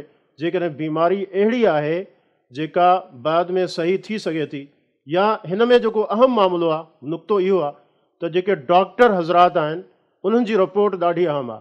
जेकॾहिं उहे कंहिं मरीज़ जे बारे में इहो चवनि त हिन जो मर्ज़ अहिड़ो आहे, रोज़े सां अञा वधी सघे थो, या हिन खे तकलीफ़ अची सघे थी, हिन खे को नुक़सानु थी सघे थो, त इहे डॉक्टर जी रिपोर्ट जे हिसाब सां जेकॾहिं उहो नथो रखी सघे त पोइ उन जे लाइ ॿियो जेको बदल आहे उहो आहे फ़िदियो। उहो फ़िदियो ॾेई करे पंहिंजो जेको हीउ रोज़ो आहे उनजो मामिलो पाण सां साकित करे सघंदा। जज़ाकल्लाह वासन जज़ा बारकल्लाह फ़ीक। कलोई थरपारकर खां हबीबुल्ला नोड़ियो सवाल कनि था शेख ख़ालिद साहब खां त रोज़े जी हालत में हिकु माण्हू सॼो ॾींहुं आराम करे थो, सुम्हे थो, या गेम खेॾे थो, या को माण्हू ईअं चवे थो त आउं मोबाइल ते मसरूफ़ या सोशल मीडिया ते, पर दीनी बहस मुबाहिसो करियां थो, त उन हवाले सां छा हुकुम आहे उन माण्हू जो जेको रोज़े जी हालत में इन मसरूफ़ियात में मसरूफ़ आहे? इहो बि तमामु यानी कि ज़रूरी सुवालु आहे। ऐं मुस्लमान जेके आहिनि उन्हनि जी ग़ालिब अक्सरियत बिलख़ुसूस नौजवान जेके आहिनि इन फितने में मुब्तला आहिनि। त बुनियादी तौर ते रोज़े खे ॾिठो वञे कि रोज़े जो जेको फ़लसफ़ो आहे असल, त अलाह तबारक व तआला क़ुरान मजीद में फ़रमायो आहे कि कुतिबा अलैकुमुस्सियाम कमा कुतिबा अलल लज़ीना मिन क़ब्लिकुम लअल्लकुम तत्तक़ून, त ताकि तव्हां परहेज़गार थियो, तक़वा इख़्तियार कयो। त जॾहिं इंसानु मिसाल जे तौर ते सॼो ॾींहुं जेको आहे उहो या त निंड में गुज़ारे छॾंदो रोज़ो, या मिसाल जे तौर ते गेम खेॾंदो रहंदो, या ॿिनि जेके बि क़िस्म जूं रांदियूं आहिनि उन्हनि में मसरूफ़ रहंदो, या फिल्मूं ॾिसंदो रहंदो, या वीडियो गेम हलाईंदो रहंदो, त मक़सदु इन सां तक़वा त हासिलु न थी। त इहे त तमामु जूं तमामु जेके बि शयूं आहिनि इहे लग़व ऐं बेहूदा शयूं आहिनि जंहिंखे हिकिड़े ईमान वारे माण्हू खे इन खां बचणु खपे। इहे आम हालात में बि इन जी शरीयत में रुख़्सत न आहे। त रोज़े जी हालत में जॾहिं इंसानु कंदो त पोइ उनजो त जुर्म जेको आहे इन खां तमामु वधी वेंदो। त इन जे लाइ जेको रोज़े जी बुनियादी फ़लसफ़ो आहे उहो लअल्लकुम तत्तक़ून, त इहो रोज़ो जे तक़वा पैदा नथो करे, परहेज़गारी पैदा कोन थो करे, नफ़्स जो तज़कियो कोन थो करे, इंसानु साॻी रूटीन में आहे, त पोइ उन रोज़े जो फ़ाइदो न आहे। छो जो नबी करीम सल्लल्लाहु अलैहि वसल्लम जी हिकिड़ी हदीस आहे कि पाण सल्लल्लाहु अलैहि वसल्लम फरमायो कि मल्लम यदा क़ौल ज़ूर वल अमल बिही वल जहल फलैस लिल्लाहि हाजतुन अन यदा तआमहु व शराबहु। सही बुखारी जी हदीस आहे कि नबी करीम सल्लल्लाहु अलैहि वसल्लम फरमायो कि जेको शख़्स क़ौल ज़ूर नथो छॾे, क़ौल ज़ूर जी तफ़सीर अहले इल्म इहा कई आहे त यानी कि ग़ीबत करणु, चुगलियूं हणणु, कूड़ ॻाल्हाइणु रोज़े जी हालत में, कूड़ी गवाही ॾियणु, इहे सभु जेके आहिनि क़ौल ज़ूर में अचनि था। यानी कूड़ ॻाल्हाइणु, ग़ीबत करणु माण्हुनि जी, चुगली करणु, या मिसाल जे तौर ते जेको आहे कूड़ियूं गवाहियूं ॾियणु इहे सभु ज़ूर में अचनि था। त पाण सल्लल्लाहु फरमायो जेको इहो कौल ज़ूर नथो छॾे, यानी कूड़ ॻाल्हाइणु नथो छॾे, ग़ीबत करणु कोन थो छॾे, माण्हुनि खे पाण में विड़ाइणु नथो छॾे, त वल अमल बि ऐं पाण बि माण्हुनि खे बि उहो ॿुधाए थो, पोइ पाण बि उन ते अमल करे थो। वल जहल, ऐं जहल जी उलमा इहा तफ़सीर कई आहे त उन में हर क़िस्म जी बुराई अची वञे थी। त हर क़िस्म जी बुराई नथो छॾे ऐं कौल ज़ूर बि नथो छॾे, त पोइ पाण सल्लल्लाहु फरमायो कि लई सलिल्लाहि हाजा, अल्लाह ताला खे उन जे रोज़े जी ज़रूरत न आहे, छो जो अल्लाह ताला मुस्तग़नी आहे। त इन जे लाइ लाज़मी आहे कि रोज़े जी हालत में इंसानु क़ुरान मजीद जी तिलावत करे, अल्लाह ताला जो ज़िक्र करे, नबी पाक सल्लल्लाहु अलैहि वसल्लम ते दुरूद शरीफ़ पढ़े ऐं पंहिंजी ज़िंदगी खे इबादत जे अंदरि गुज़ारे, छो जो रमज़ान जो महीनो तरबियत ऐं ट्रेनिंग जो महीनो आहे। इहो तरबियत जे ट्रेनिंग जे महीने में जे इंसान इन ग़फ़लत जो मुज़ाहिरो कयो त पोइ त रमज़ान खां पोइ रमज़ान गुज़रंदे उन जी तबियत ते इहो असरु जेको आहे ख़तमु थी वेंदो। ऐं क़ुरान मजीद में बि हिकिड़ी आयत आहे त रब्बुल आलमीन इरशाद फरमायो कि मिनन नासि मन यश्तरी लहवल हदीसी लियुदिल्ल अन सबीलिल्लाह, के माण्हुनि मां कहिड़ा माण्हू इहे अहिड़ा बि आहिनि जेके अहिड़ा कलाम जेके आहिनि ख़रीद कंदा आहिनि जेके अल्लाह ताला खां गाफ़िल करणु, लहवल हदीस यानी कि जेके अल्लाह ताला खां गाफ़िल करण वारा आहिनि। उन शख़्स जे बारे में रब्बुल आलम फरमायो कि उलाइका लहुम अज़ाब मुहीन, इन्हनि जे लाइ ख़्वार करण वारो ज़िलत वारो जेको आहे अज़ाब आहे। त जॾहिं इंसानु जेको आहे आम हालत में बि अल्लाह ताला चए थो त अल्लाह खां रोकण वारा जेके कम आहिनि उहे इंसानु कंदो त उन्हनि जे लाइ ज़िलत वारो अज़ाब आहे। त पोइ रोज़े जी हालत में जॾहिं इंसानु इहे अमल कंदो त रोज़े जी हालत में त उनजे अज़ाब में मज़ीद इज़ाफ़ो थींदो। त मोमिनीन जी इहा सिफ़ात आहे त इज़ा मर्रू बिलग़वी मर्रू किरामा, जॾहिं हू बुराई बेहयाई बेहूदगी जी शयुनि खां गुज़रंदा आहिनि त शरीफ़ाना अंदाज़ में गुज़रंदा आहिनि। त इन जे लाइ असां तमामु पंहिंजे पाण खे बि नसीहत कयूं था ऐं तमामु नौजवान मुसलमाननि खे ऐं आम मुसलमाननि खे बि इहा नसीहत कयूं था त रोज़े जो जेको मक़सदु आहे उहो तक़वा परहेज़गारी पैदा करणु, पंहिंजी तरबियत करणु जे ऐं इन हालत में इंसानु तमामु उहे कमु छॾे ॾिए जेके इन तरबियत ते असरअंदाज़ थींदा आहिनि। सॼो ॾींहुं निंड में गुज़ारणु इहो बि सही न आहे। जे इंसानु राति न सुठो आहे, को कमकार आहे, मसरूफ़ियत आहे, त सुबुह जो जेको आहे उहो हिकिड़ो मख़सूस वक़्तु करे उहो आराम करे, बाक़ी वक़्तु जेको आहे निमाज़नि में ज़िक्र अज़कार में क़ुरान जी तिलावत में गुज़ारे। ऐं बाक़ी वीडियो गेम थी विया, बाक़ियूं रांदियूं थी वियूं, इहे त उमूमी तौर ते शरीयत में आम हालात में बि सही न आहिनि, लहवुल हदीस में ईंदियूं आहिनि। त इहो रोज़े में त जेको आहे इन्हनि जो मामिलो ज़्यादा ख़तरनाक हूंदो आहे। अल्लाह ताला सम्झ जी तौफ़ीक़ ॾे ॿार। पर हिकिड़ो शइ सोशल मीडिया सां ई उनजो तालुक़ु रोज़े जी हालत में, हाणे हू चवे थो त आउं सोशल मीडिया ते दीन जो कमु पियो करियां, को नेकी जो कमु थो करियां, तबलीग वग़ैरह करियां थो, त उन हवाले सां दीन जे कम जब हिकिड़ो ॿ क़िस्म जूं शयूं हूंदियूं आहिनि। हिकिड़ो आहे त मिसाल जे तौर ते इंसानु कंहिंखे नसीहत करे थियो, वाज़ करे पियो, इहो त जाइज़ आहे, इहो त नेकी जो अमल आहे न, इन में त इंसानु करे। ॿियो हिकिड़ो आहे फज़ूल बहस मुबाहिसो, यानी कि मिसाल जे तौर ते जाहिलनि सां गॾु उन्हनि खे उलझाइण बहसनि में, अमूमी तौर ते जेके जाहिल माण्हुनि सां मुनाज़रनि में लॻी रहणु, ठीकु आहे, इहे शइ जेका आहे न इहा न आहे। छो जो इन जो नतीजो जेको आहे आख़िर में जहिड़े ते जेको आहे गार गंद ते आख़िर में इहो नतीजो निकिरंदो आहे, इन्हनि बहसनि खां बचे माण्हू, ठीकु आहे। बाक़ी अहिड़ो को आहे माण्हुनि खे को नसीहत करणु, को वाज़ करणु, को हदीस शेयर करणु, को दर्स वग़ैरह ॾियणु, इहो जाइज़ आहे, हिन में को हर्ज न आहे, इहो त ख़ैर जो कमु आहे। जज़ाकल्लाह वासिम जज़ा बारकल्लाह फ़ीक। थरपारकर खां हाफ़िज़ रज़ाउल्लाह राव साहब शेख जमशेद साहब खां सवाल कनि था त छा रमज़ान मुबारक में क़ुरान करीम जो ख़त्मो करणु वाजिबु आहे, या अक्सर तौर ते मसाजिद में ॾिठो वियो आहे त जॾहिं क़ुरान करीम जो ख़त्मो थींदो आहे त उन वक़्तु मिठाई वग़ैरह विराइबी या को ख़ासि प्रोग्राम वग़ैरह रखिबो आहे, त इन हवाले सां शरीयत असांजी छा रहनुमाई करे थी? जी, रमज़ान मुबारक अहिड़ो महीनो आहे जंहिंखे शहरुल क़ुरान चयो वेंदो आहे, यानी रमज़ान मुबारक क़ुरान करीम जो महीनो आहे। अल्लाह ताला जो फ़रमान पाक आहे, शहरु रमज़ान अल्लज़ी उनज़िल फ़ीहिल क़ुरान। त रमज़ान मुबारक उहो महीनो आहे जंहिंमें क़ुरान करीम नाज़िल थियो। वरी अल्लाह ताला चयाईं त रमज़ान मुबारक जेको आहे बाबरकत आहे, लैलतुल मुबारक आहे, हिन में लैल मुबारक बि आहे, पोइ सॼो महीनो रमज़ान मुबारक जो बाबरकत आहे। त क़ुरान करीम जे हवाले सां इहो महीनो ख़ासि आहे। क़ुरान करीम इन में पढ़णु तमामु ज़रूरी आहे ऐं नबी करीम सल्लल्लाहु अलैहि वसल्लम जी सुन्नत आहे। पर जेको सुवाल आहे त छा क़ुरान करीम जो ख़त्मो कढणु वाजिबु आहे? वाजिबु न आहे। अल्लाह तबारक व ताला जी वॾी रहमत आहे, वॾी नेमत आहे मुसलमाननि ते, त दीन इंतिहाई आसान आहे असांजे लाइ, दीन इंतिहाई आसान नाज़िल थियो आहे। नबी करीम सल्लल्लाहु अलैहि वसल्लम ते कई अहिड़ी इबादतूं हुयूं जेके फ़र्ज़ु हुयूं, उम्मतियुनि ते उहे फ़र्ज़ु कोन्हनि। नबी करीम सल्लल्लाहु अलैहि वसल्लम जी का सुन्नत में साबित आहे त जिब्रील अमीन अलैहिस्सलाम हर रमज़ान मुबारक में प्यारे पैगम्बर मुहम्मद रसूलुल्लाह सल्लल्लाहु अलैहि वसल्लम सां हिन महीने में रमज़ान मुबारक में दौर कंदा हुआ क़ुरान करीम जो। ऐं जेको आख़िरी साल हो प्यारे पैगम्बर जो, जंहिं साल नबी करीम सल्लल्लाहु अलैहि वसल्लम जो विसाल थियो, उन दफ़ा जिब्रील अमीन अलैहिस्सलाम 2 चकर दौर जेको आहे नबी करीम सल्लल्लाहु अलैहि वसल्लम सां कयो क़ुरान मजीद जो। पोइ क़ुरान मजीद जेको आहे उहो पढ़णु इंतिहाई मुस्तहब अमल आहे। रमज़ान मुबारक जी ख़ासि इबादतनि में हिकिड़ी इबादत आहे। उलमा किराम ऐं साहब किराम जो इहो फ़ेल हूंदो हो त रमज़ान मुबारक में सभु कुझु छॾे करे क़ुरान करीम सां पंहिंजो तालुक़ु जोड़ींदा हुआ। इमाम मालिक रहमहुल्लाह जे बारे में अचे थो त सॼो साल दर्स तदरीस पढ़णु पढ़ाइणु हदीसनि जो कमु कंदा, पर जॾहिं रमज़ान मुबारक दाख़िल थींदो त सभु कुझु बंदि करे क़ुरान करीम सां पंहिंजो तालुक़ु जोड़े छॾींदा। उनजी बुनियादी वजह ते इहो महीनो क़ुरान करीम जो हिकिड़ो महीनो आहे। आसार अचनि था, उन में चवनि था त इहो महीनो सिर्फ़ु 2 कमनि जो महीनो आहे। हिकिड़ो क़ुरान करीम जी तिलावत, ॿियो माण्हुनि खे रोज़ अफ़्तार कराइणु ऐं खाधो खाराइणु, यानी इन ख़ैर जा कमु करणु, ख़ैरात करणु। क़ुरान करीम जो ख़ासि तालुक़ु हिन महीने सां आहे, पर वाजिबु पोइ बि न आहे। ऐं क़ुरान करीम पढ़णु जेतिरो वधीक पढ़िबो ओतिरो वधीक सवाबु आहे। जेतिरो हिन में क़यामुल लैल में पढ़िबो, क़ुरान नमाज़नि में बग़ैर नमाज़ जे क़ुरान करीम इंतिहाई मुस्तहब अमल आहे।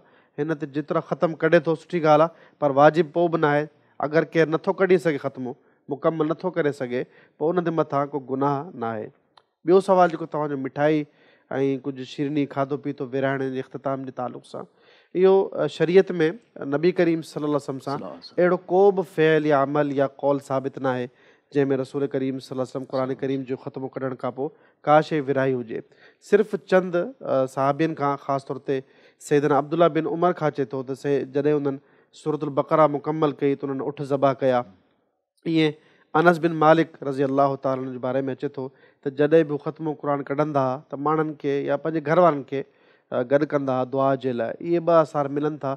इन बुनियाद ते सिर्फ़ु जवाज़ जी हैसियत तां चई सघूं था त केरु इत्तिफ़ाक़ी तौर ते बग़ैर कंहिं नियत जे या इनखे दीन न सम्झे त ख़तमे क़ुरान जे मथां मिठाई विराइणु, खाधो खाराइणु ज़रूरी आहे। अगरि हू हीअ नियत नथो रखे पोइ जाइज़ आहे। पर जेकॾहिं माण्हू सम्झनि था जे माण्हुनि जे अंदरि इहा नियत में शामिलु थी वियो आहे त क़ुरान करीम जे ख़तमे वारे ॾींहं ते मिठाई विराइणु ज़रूरी आहे, जा दीन जो हिसो आहे, पोइ इहा बिदत आहे। इन्हनि खां उलमा किराम मुतलक़न मना करायो आहे। छो? इन्नमल अमालु बिन्नियात। असां ॾिठो आहे त मस्जिद जंहिं ॾींहुं ख़तमे क़ुरान हूंदो, 27 हुजे, 29 हुजे या का बि राति हुजे, उन ॾींहं ते मस्जिदूं भरिजी वेंदियूं आहिनि। उनजी बुनियादी वजह इहा ई वजह आहे त माण्हुनि खे ख़बर हूंदी आहे या माण्हुनि खे खाधे खाइण जो, मिठाई जो शौक़ु हूंदो आहे, शामिलु थींदा आहिनि। ऐं अॼु फलाणी मस्जिद में खाधो दावत थींदी या मिठाई विराइबी, पोइ माण्हुनि जो जेको जमा थियणु आहे हिन खाधे पीते जे करे, मिठाई जे करे, इहा बिदत आहे। इहो इंतिहाई ख़तरनाक अमल आहे। त असांखे ॾिसणु इहो खपे त जेकॾहिं असांखे ख़बर आहे त माण्हू मिठाई जे करे जमा थियनि था, पोइ असांखे मिठाई तक़सीम करण खे रोकणु खपे। हा, इत्तिफ़ाक़ी तौर ते अगरि को माण्हू खाधो खाराए थो महिमाननि खे या मिठाई विराए थो, पोइ हुन में जवाज़ जी हद ताईं हिन खे असां चई सघूं त जाइज़ आहे। अलबत्त अगरि केरु सवाबु सम्झे थो, दीन सम्झे थो, पोइ इहा बिदत आहे। इन ॻाल्हि खां असांखे बचणु खपे। वल्लाहु आलम। जज़ाकल्लाहु खैरन, बारकल्लाहु फ़ीक। ईंदड़ सवाल हाफ़िज़ शबीर अहमद जमाली साहब खां आहे। हाफ़िज़ साहब, बदीन खां निसार अहमद बलोच साहब पुछनि था त तरावी नमाज़ जी छा हैसियत आहे? तरावी नमाज़ जो हुकुम छा आहे, उनजी हैसियत छा आहे? नबी करीम अलैहि सलाम जी जेका सुन्नत आहे, माना सुन्नतूं 3 क़िस्मनि जूं आहिनि, कौली, फ़ैली, उन खां पोइ 3 क़िस्म आहे तक़रीरी। तरावी उहा सुन्नत आहे जेका सम्झो त 3 सुन्नतनि मां साबित आहे। हदीस किताब सुनन अबी दाऊद जे अंदरि किताब सलात जे अंदरि हिकिड़ो बाब आहे, बाब माजा फ़ी क़ियाम शहर रमज़ान। उते नबी करीम अलैहि सलाम जंहिंजी हदीस आहे, पाण फरमाए इन्न रजुल इदा सल्ला मअल इमामी हत्ता यनसरिफ हुसिब लहू क़ियामुल लैल।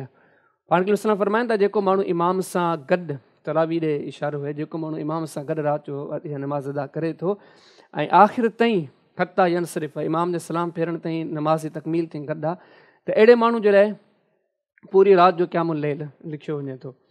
अहिड़े तरीक़े सां कौली तौर ते बि, कौली तौर ते जी हदीस हुई, फ़ैली तौर ते बि नबी करीम सलात इस्लाम जन खां नमाज़ तरावी जो सबूत मौजूदु आहे। हदीस किताब सही बुखारी जे अंदरि किताब तहज्जुद जे अंदरि हिकिड़ो बाबु तहरीज़ नबी सल्लम अला क़ियामिल लैल, उते हदीस मुबारक मौजूदु आहे।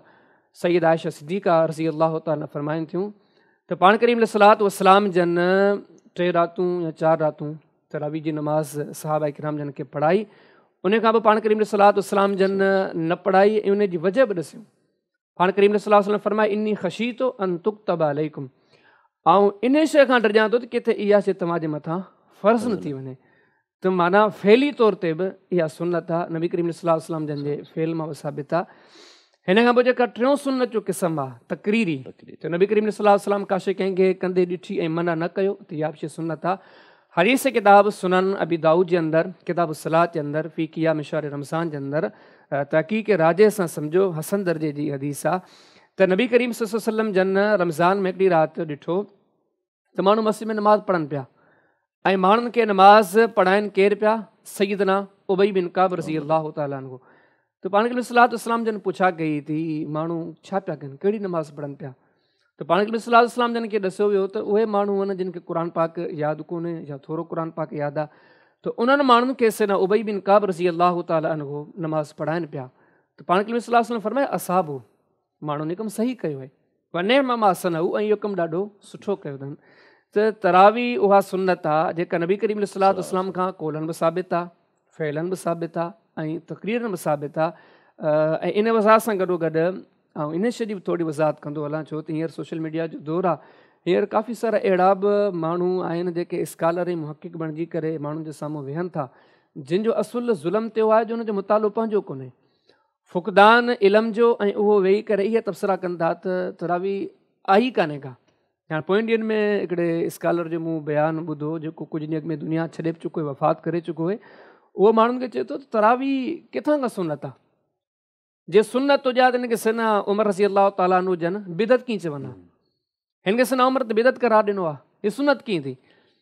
हाणे आम माण्हू इहे बयानात ॿुधनि था त वाक़ई चवंदा त वाक़ई सुन्नत कान्हे का, बिदत आहे। पर तूं हिन शइ जी जेकॾहिं थोरी वज़ीद वज़ाहत मालूम कंदो त मामिलो बिल्कुलु क्लियर आहे। हाणे इहा जेका हदीस आहे जिथां उन अलाह जे बाने इहो मामिलो ख़स कयो, सही बुखारी जे अंदरि किताब सलात तरावी जे अंदरि इमाम साहब बाब क़ाइमु कंदा बाब फ़ज़ल मन काम रमज़ान, उते हदीस मुबारक मौजूदु आहे। सैयदना उमर रज़ी अल्लाह तआला अन्हु जन मस्जिद नबी में ॾिठो त सहाबा किराम मुख़्तलिफ़ टोलियुनि जी सूरत में मुख़्तलिफ़ जमातनि जी सूरत में नमाज़ पढ़नि पिया, सम्झो 5 7 हुते 5 7 हुते 5 7 हुते। पाण फरमायूं लव जमातुहुम अला क़ारिइन वाहिदिन लकान अमसल, जेकॾहिं हुनखे हिकिड़े इमाम सां जा गॾाए छॾिया हा त इहा शइ ॾाढी बहितर हुई। ऐं अॻियां हदीस में चए थो पाण सिर्फ़ु इरादो कोन कयूं, फ़जमअहुम अला उबई बिन काबिन, त सैयदना उमर रज़ी अल्लाह तआला अन्हु उन्हनि सभिनी खे सैयदना उबई बिन काब जी इमामत ते गॾु कयो। सैयदना उबई बिन काब रज़ी अल्लाह तआला अन्हु उन्हनि जी इमामत कंदा। थोरो न अॻिते वधनि खां अॻु में हिते 2 मिंटनि जे लाइ तव्हां थोरो बीही करे गौर कयो त सैयदना उमर रज़ी अल्लाह तआला अन्हु इन्हनि माण्हुनि खे गॾु कयो सैयदना उबई बिन काब जी इमामत जे पोयां। जॾहिं थोरो पोइते वञो त इहो कमु त ख़ुदि नबी करीम सलाम जन जे ज़माने में हो, उबई बिन काब जी इहा इमामत पाण करीम सलातो सलाम असाबू नेम मां सनऊ जा अल्फाज़ चई करे हिन शइ जी ताईद कई। हीअ त बिल्कुलु सुन्नत मुताबिक़ सैयदना उमर रज़ी अल्लाह तआला जन हिकिड़ो कमु कयो। अच्छा, उन खां पोइ सैयदना उमर रज़ी अल्लाह तआला अन्हु जन इहा शइ ॾिसण खां बाद में माण्हुनि खे मुक़ररु कयो सैयदना उबई बिन काब जे पोयां, ऐं पाण फरमाईंदो व नेहमल बिदअत हाज़िही, हीअ केॾी सुहिणी बिदअत आहे। हाणे इन लफ़्ज़ खे वठी करे बाद माण्हुनि चयो त हीअ सुन्नत आहे ई कान्हे का, हीअ बिदअत आहे। हालांकि तव्हां अॻियां पोयां सभु मामला ॾिसो बिल्कुलु सुन्नत आहे। हा, बाक़ी सैयदना उमर रज़ी अल्लाह तआला अन्हु जन हिन खे बिदअत छो चयो, इन जे करे चयो जो बिदअत लुग़वी तौर ते नए कम खे चइबो आहे। त सैयदना उमर रज़ी अल्लाह तआला अन्हु जन हीउ जेको कमु उन टाइम ते मस्जिद में कयो हो, उहो वक़्ती तौर ते जेकॾहिं गौर कजे त वाक़ई नओं कमु हो। मुख़्तलिफ़ जमातूं हुयूं, पाण उन्हनि खे ख़तमु करे हिकु जमात मुक़ररु कयूं, ज़ाहिरी एतबार सां हिकिड़ो नओं कमु पियो नज़र आयो त पाण लुग़वी तौर ते उनखे बिदअत चयूं, मगर न इहा शइ बिदअत कान्हे का, नबी करीम सल्लल्लाहु अलैहि वसल्लम जी सुन्नत आहे। जीअं तव्हांजे साम्हूं मूं वज़ाहत कई। या वरी उन साॻे स्कॉलर जो मूं हिकिड़ो ॿियो एतिराज़ु ॿुधो, जंहिं एतिराज़ जे बारे में कुझु सही हदीसूं ऐं कुझु ज़ईफ़ रिवायतूं हू पेश करे माण्हुनि जे साम्हूं चवे पियो पोइ जेकॾहिं तरावी नमाज़ वाक़ई सुन्नत आहे, बाद रिवायतूं पेश कयूं त सैयदना उमर रज़ी अल्लाह तआला ख़ुदि पढ़ंदा कोन आहे, उन्हनि तरावी जी नमाज़ पढ़ी कान्हे का, जमात हले पई, सैयदना उमर रज़ी अल्लाह मदीने जी गलियुनि में घुमनि पिया। हू चए थो ॾिसो जेकॾहिं तरावी वाक़ई सुन्नत हुजे हा त कीअं थो थी सघे त सैयदना उमर रज़ी अल्लाह तआला न पढ़ंदा। ऐं ॿाहिरि मदीने जे बाज़ारनि में घुमनि हा। हाणे इन इहो जेको मुंहिंजो एतिराज़ हो इहो मुंहिंजी कम इल्मी ते आहे। त इन शइ में जेकॾहिं थोरो वधीक अहिड़ा माण्हू तहक़ीक़ कनि त मामिलो इते वञी पहुचे थो। सैयदना उमर रज़ी अल्लाह ताला जंहिंजो हिकिड़ो सम्झो इज्तिहाद हुयो, उहो इज्तिहाद हुननि जो इहो हुयो त हुननि जो चवणो हो त तरावी खे जेकॾहिं राति जे इब्तिदाई हिसे में पढ़ियो वञे थो, इन जे बजाए जेकॾहिं इन खे राति जे आख़िरी हिसे में पढ़ियो वञे, छो त नमाज़ हिकु ई आहे, उहा ई नमाज़ तहजुद आहे जेका आम महीननि में राति जे पोएं हिसे में पढ़ी थी वञे ऐं रमज़ान में राति जे इब्तिदा में पढ़ी थी वञे। सैयदना उमर रज़ी अल्लाह ताला जंहिंजी इहा सोच हुई त हीअ जेका माण्हू राति जे इब्तिदा में पढ़ंदा, इहा बि जाइज़ आहे जो ख़ुदि पाण इहा जमात क़ाइमु कई हुयूं। पाण चवंदा त इन जे बनस्बत जेकॾहिं माण्हू इन खे आख़िरी राति जे हिसे में पढ़े तहजुद जे टाइम ते त बहितर आहे। हाणे इहो तज़कुरो हदीस किताब सही बुखारी जे अंदरि, किताब सलात तरावी जे अंदरि, बाब फज़ल मन काम रमज़ान में अल्फाज़ बाक़ाइदे मौजूदु आहिनि। पाण फरमाईंदो वल्लती तनामून अनहा अफ़सल मिन अल्लती तक़ूमून, तव्हां जेका नमाज़ उन माण्हू ते मुख़ातिब जी फरमाईंदा त हीअ माण्हू जेका नमाज़ राति जे पोएं पहर में पढ़ण वारी तहजुद उन खे छॾे हीअ जेका हिन वक़्तु तरावी पढ़नि पिया, इन तरावी खां उहा नमाज़ बहितर आहे। त सैयदना उमर रज़ी अल्लाह ताला जो हिकिड़ो ज़ाती इज्तिहाद हो जेके सिर्फ़ु इन हद ताईं जो हुनखे चवंदा त इहा शइ बहितर आहे, मज़ीद करे तरदीद कोन कयूं। ऐं न कोई सहाबा किराम रिज़वानुल्लाह अलैहिम मजमईन जे विच में अहिड़े को इख़्तिलाफ़ी नोयत पैदा थी। त ख़ुलासा गुफ़्तगू इहो आहे त तरावी नमाज़ नबी करीम इस्लाम जी सुन्नत आहे। सुन्नत अहिड़ियूं घटि सुन्नतूं आहिनि जेके बयक वक़्तु पाण करीम इस्लाम जे कोल मां बि साबित हुजनि, फ़ेल मां बि साबित हुजनि, तक़रीरी तौर ते बि साबित हुजनि। बाक़ी उन खां बाद में हीअ जेके एतिराज़ात आहिनि उहो सम्झ जी कमी आहे या मुताले जी कमी आहे। त अल्लाह पाक असां सभिनी खे सम्झण जी तौफ़ीक़ अता फ़रमाए। अच्छा आप साहब, हिते हिकु ॿियो बि सुवालु पैदा थिए थो त जे तरावी नमाज़ सुन्नत नबी मुताबिक़ केतिरियूं रकातूं साबित आहिनि सही हदीस में? रकातूं सही हदीस जेकॾहिं मुतालियो कजे थो त सुन्नत नमाज़ तरावी जेका आहे उनजो तइदाद 8 रकात आहे। हदीस किताब सही मुस्लिम में किताब सलात में हिकिड़ो बाब सलात लैल अम्मा आयशा सिद्दीक़ा रज़ी अल्लाह ताला अन्हा बयानु फ़रमाइनि थियूं त पाण करीम सल्लल्लाहु अलैहि वसल्लम सुम्हणी खां बाद में फजर जी नमाज़ ताईं इन राति वारे विच वारे टाइमिंग में पाण करीम इस्लाम जेके रकातूं पढ़ंदा उन्हनि जो तइदाद पाण फ़रमाइनि थियूं 11 रकातूं, 11 रकातनि। बल्कि ॿी जाइ ते पाण रमज़ान खे बि शामिलु कयो अथनि। हदीस किताब सही बुखारी जे अंदरि किताब सलात तरावी बाब फज़ल मन काम रमज़ान पाण फ़रमाइनि थियूं माकान यज़ीद फ़ी रमज़ान वला फ़ी गैरिही अला 11 रकातनि। त नबी करीम सल्लल्लाहु अलैहि वसल्लम चाहे रमज़ान हुजे चाहे रमज़ान खां अलावा पाण करीम सलात वसलाम जन राति जी नमाज़ 11 रकातूं पढ़ंदा, 8 रकात तरावी ऐं 3 वितर। बल्कि इन हदीस में त अञा इहा वज़ाहत आहे जो पुछण वारे साहिल जेको पुछा कयो उन त सिर्फ़ु क़याम रमज़ान जे बारे में पुछा कई ऐं पाण इहा ई ॻाल्हि कयूं त नबी करीम सलात वसलाम जन खां सही सनदन सां इहो ई साबित आहे त तरावी जी नमाज़ जेका सुन्नत तइदाद 8 रकातूं आहे। मज़ीद तव्हां अॻिते हलो सैयदना जाबिर रज़ी अल्लाह ताला अन्हु फ़रमाइनि था त सल्ला बिना रसूलुल्लाह सल्लल्लाहु अलैहि वसल्लम फ़ी रमज़ान समान रकातिन वल वितर। त नबी करीम सलात वसलाम जन असांखे रमज़ान में जेका तरावी नमाज़ पढ़ाई 8 रकातूं पढ़ायूं ऐं उन सां गॾु पाण करीम सलात वसलाम जन असांखे जेको ज़ो वितर पढ़ायो। हाणे इहा हदीस किताब सही इब्ने खुज़ैमा में किताब सलात में इमाम साहिब हिकिड़ो बाब क़ाइमु थो करे बाब ज़िक्र दलील बअन्नल वितर लैस बिफ़र्ज़िन, उन जाइ ते हदीस मुबारका मौजूदु आहे। बल्कि अञा तव्हां अॻिते हलो हदीस किताब मुस्नद अबी यला जे अंदरि हदीस जाबिर जी सीरीज़ में सैयदना उबई बिन काब रज़ी अल्लाह ताला अन्हु जन खां बि सही सनद सां साबित आहे। फ़रमाईंदा मूं नबी करीम सलात वसलाम जन जे ज़माने में जेका माण्हुनि खे नमाज़ पढ़ाई हुई सल्लैतु बिहिन्न समान रकात आहिनि। पाण करीम सलात वसलाम जे ज़माने में हिकिड़ो अहिड़ो टाइम आयो जो आउं औरतुनि जी इमामत कंदो हुउमि ऐं औरतुनि खे मूं जेका नमाज़ तरावी पढ़ाई हुई फ़रमाईंदा उहा 8 रकात आहे। ऐं अॻियां हदीस में इहो फ़रमाईंदा त इन शइ जो नबी करीम सलात वसलाम जन वटि इल्मु हुयो, ईअं मनाए त मूं इमामत कई पे ऐं पाण करीम सलात वसलाम खे मुंहिंजी नमाज़ जी जमात हिन तइदाद जी ख़बर न। पाण फ़रमाईंदा बिल्कुलु नबी करीम सलात वसलाम जन खे ख़बर हुई ऐं पाण करीम सलात वसलाम जन इन शइ ते राज़ी रहिया हुआ। बल्कि जेकर अञा तव्हां अॻिते वज़ाहत कंदो त इन हदीस में हालांकि मामिलो त क्लियर थी चुकियो आहे त नबी करीम सलात वसलाम जन खां तरावी नमाज़ जो जेको सुन्नत तइदाद आहे सिर्फ़ु 8 साबित आहे। पर अॻी शइ इन मामले खे अञा वधीक वाज़े थी करे ईअं सम्झो त क़रीब सैयदना उमर बिन ख़त्ताब रज़ी अल्लाह ताला अन्हु जिन जे ज़माने में सहाबा किराम रिज़वानुल्लाह अलैहिम अजमईन जो क़रीबन इजमा थी चुको आहे त नमाज़ तरावी जो तइदाद 8 रकातूं आहे ऐं वॾी दिलचस्पी जी ॻाल्हि तव्हांखे इहा ॿुधाईंदो हलां त इहा जेका हदीस आहे जेकॾहिं तव्हां इन जी इस्नादी हैसियत ॾिसो त जी मुहद्दिसीन जी इस्लाम हिकिड़ो लफ़्ज़ इस्तेमालु थींदो सिलसिलतु ज़हब, सोन जी कड़ी।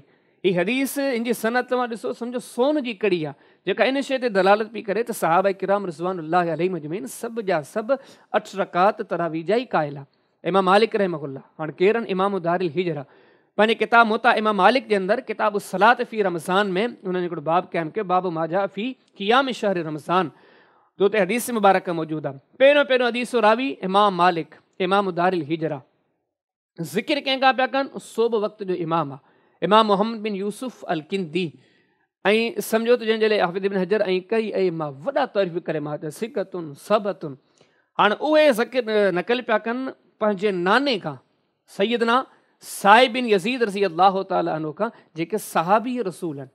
ऐं साहिब बिन यज़ीद जे जेकॾहिं फ़ज़ाइल में वेंदासीं त गुफ़्तगू डिघी थी वेंदी। उहो माण्हू आहे जंहिंजे लाइ नबी करीम सल्लल्लाहु अलैहि वसल्लम जन स्पेशली दुआऊं कयूं आहिनि। हाणे उहो साहिब बिन यज़ीद रज़ी अल्लाह ताला अन्हु इहा ॻाल्हि थो करे ऐं हदीस सनत ते गौर कयो न, इमाम मालिक रहमहुल्लाह ऐं सैयदना साहिब बिन यज़ीद रज़ी अल्लाह ताला अन्हु इन सहाबी जे विच में सिर्फ़ु हिकिड़ो रावी आहे विच में, ऐं सोब वक़्त जो इमाम, बिल्कुलु परफेक्ट सही सनद। हाणे सैयदना साहिब बिन यज़ीद रज़ी अल्लाह ताला अन्हु फ़रमाइनि था त सैयदना उमर बिन ख़त्ताब रज़ी अल्लाह ताला अन्हु जिन जे ज़माने में पाण सैयदना उबई बिन काब रज़ी अल्लाह ताला अन्हु खे ऐं सैयदना तमीम दारी रज़ी अल्लाह ताला अन्हु इन्हनि ॿिन्ही खे सैयदना उमर हुकम ॾिनो हो त माण्हुनि खे नमाज़ तरावी पढ़ाइनि। ऐं तादाद केतिरो 8 रकात तरावी, कुल 11 रकातूं। ऐं यकूम अलिन्नास बि 11 रकातनि। सैयदना उमर जे तरफ़ां इन ॿिन्ही साहबा खे हुकम थियो तव्हां माण्हुनि खे 11 रकातूं जेको सो तरावी पढ़ायो, 8 रकात तरावी, 3 रकातूं वितिर। त इन समूरे अहादीस खे साम्हूं रखंदो त हिकिड़ी पकी पुख़्ती हक़ीक़त तव्हांजे साम्हूं ईंदी त नमाज़ तरावी जे सिलसिले में जेको सुन्नत तइदाद आहे उहो सिर्फ़ु 8 आहे। ऐं केरु ईअं बि न सम्झे त इहे शायदि कंहिं मसलक जी ॻाल्हि आहे, कंहिं जमात जी ॻाल्हि आहे, न, हीअ हिकिड़ी इंसाफ़ पसंदी ते मबनी ॻाल्हि आहे। हता की तव्हां ॾिसो अनवर शाह काश्मीरी रहमहुल्लाह हनफ़ी मकतब फ़िक्र जा आलिम न बल्कि चोटी जा आलिम आहिनि। जेकॾहिं असां हुनजी सवाने उमिरी ते लिखियल किताबनि खे ॾिसूं था, हुनखे सानी इमाम अबू हनीफ़ा चयो वियो, हुनजी ज़हानत जा वॾा मिसाल आहिनि। हाणे उन्हनि जो किताब जेको उन्हनि उर्फ़ शुज़ी लिखियो आहे उन में जॾहिं तरावी जे मसइले ते अचनि था, हालांकि हनफ़ी मकतब फ़िक्र जा इमाम आहिनि पर मुनसिफ़ आहिनि, चवनि छा था पाण फ़रमाईंदा वला मिनास मिन तस्लीमिन अन तरावीहु सल्लम समान रकातिन। फ़रमाईंदा इन शइ बिना को चाढ़ो ई कोन्हे त तरावी नमाज़ नबी करीम अलैहिस्सलातु वस्सलाम जन खां पाण करीमनि जी सुन्नत सिर्फ़ु 8 रकात आहे। अॻियां वरी अहादीस जो इख़्तिलाफ़ी मामिलो ज़िक्र करे वरी आख़िर में लिखंदा व सह अनहु समान रकातिन, त नबी करीम अलैहिस्सलातु वस्सलाम जन खां सही अहादीस सां सिर्फ़ु 8 रकात तरावी साबित आहे। इन समूरी ॻाल्हि जो ख़ुलासो इहो ई आहे। ऐं कोशिशि कजे हिननि शयुनि खे मसलकनि, तर्ज़ीमनि, जमातनि इन खां हटी करे नबी करीम अलैहिस्सलातु वस्सलाम जिन जी सुन्नत खे तलाश कंहिंजे इरादे सां अगरि को तहक़ीक़ करे थो, छानबीन करे थो, त इन ई नतीजे ते पहुचे थो त सुन्नत जेको तादाद आहे नमाज़ तरावी जी रकात जो उहो 8 रकातूं। अल्लाह पाक सम्झण जी तौफ़ीक़ अता फ़रमाए। अच्छा आप साहब, जीअं तव्हां ॿुधायो त 8 रकातूं तरावी सुन्नत मां साबित आहे, वितर समेत 11 रकातूं थींदियूं, पर काफ़ी दोस्त जेके 20 रकात जा क़ाइल आहिनि उहे बि कुझु हदीसनि जा हवाला ॾींदा पिया आहिनि, कुझु हदीसूं पेश कंदा पिया आहिनि, त उन्हनि हदीसनि जी छा हैसियत आहे जेके 20 रकात तरावी हवाले सां पेश कयूं वञिबियूं आहिनि? सभ खां पहिरीं त इहा शइ ॾाढी तव्हां सुठी ज़िक्र कई आहे, अहादीसी हैसियत छा आहे। असांजे मुआशिरे जो कसीर तबिको त रिवायात जी तहक़ीक़ खां बिल्कुलु परे थी चुको आहे, जंहिंजे नतीजे में तव्हां उम्मत मुस्लिमा जा मकतब फ़िक्र त छा, तव्हां कादियानी जो लिटरेचर खणी पढ़ो, तव्हांखे हदीसूं मिलंदियूं।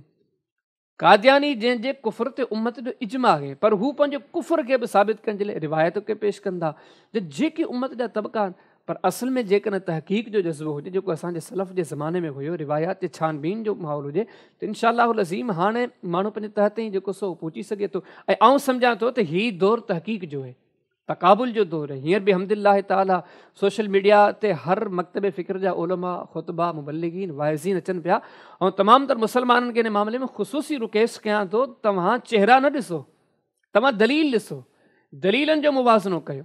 त हाणे तव्हां जेको पुछा कई त 20 रकात तरावी जा जेके दलाइल आहिनि, अल्हम्दुलिल्लाह ताला मूं तव्हांजे साम्हूं जेके 8 रकात जा दलाइल ज़िक्र कया, हिननि जी तव्हां जेकॾहिं ॾिसो बुख़ारी, मुस्लिम, मुस्नद किताब, अनवर शाह काश्मीरी रहमहुल्लाह जहिड़ो हनफ़ी आलिम सोचे त बिल्कुलु सही आहिनि। जॾहिं तव्हां वरी 20 रकात जे तइदाद ॾे वधंदव, तव्हां जेकॾहिं इतदाल खां तव्हां फ़ैसिलो वठंदो, उलमा अहले हदीस छा पर उलमाए हनफ़ी से बि इन शइ जी वज़ाहत करण ते मजबूर आहिनि त 20 रकात तरावी जी का बि हदीस सही साबित कान्हे का। मुख़्तसर तव्हांखे ॾसींदो हलां, हीउ मसइलो थोरो डिघो ज़रूरु आहे, पर तव्हां जेकॾहिं हिन शइ खे वज़ाहत सां ॿुधंदो या ॿुधंदा हिन शइ खे वज़ाहत सां ॿुधंदा तव्हां सुञातो इंशाअल्लाह अलाह जी मदद सां हीअ वज़ाहत उन्हनि जे लाइ काफ़ी थी वेंदी। हाणे जेका रिवायत नबी करीम अलैहिस्सलाम ॾे मनसूब आहे सिर्फ़ु हिकिड़ी आहे। मुसन्नफ़ इब्न अबी शैबा जे अंदरि किताब सलात जे अंदरि हिकिड़ो बाब आहे, बाब कम युसल्ली फी रमज़ान। उन जे आयत हदीस सन अब्दुल्लाह बिन अब्बास रज़ी अल्लाह तआला अन्हुमा मनसूब आहे। से फरमाइंदा अन्न रसूल अल्लाह सल्लम कान युसल्ली फी रमज़ान 20 रकातन। त नबी करीम सल्लम रमज़ान जे महीने में जेका नमाज़ तरावी पढ़ी आहे त पाण करीम सलातो सलाम जन 20 रकात पढ़ी आहे। हाणे हिन हदीस से रावियान मज़ा हिकिड़ो रावी आहे इब्राहिम बिन उस्मान बिन अबी शैबा। उन जे बारे में को हदीस आलिम न या ईअं सम्झो त को हिकु आलिम न, अल्लामा ज़ैली हनफ़ी मकतब फ़िक्र जो इमाम लिखियो थो वञे। वो किताब नस्बुर राया जे अंदरि इन रावी ते तस्करे कंदे लिखे थो वह हुआ मुत्तफ़क़ुन अला ज़ौफ़िही।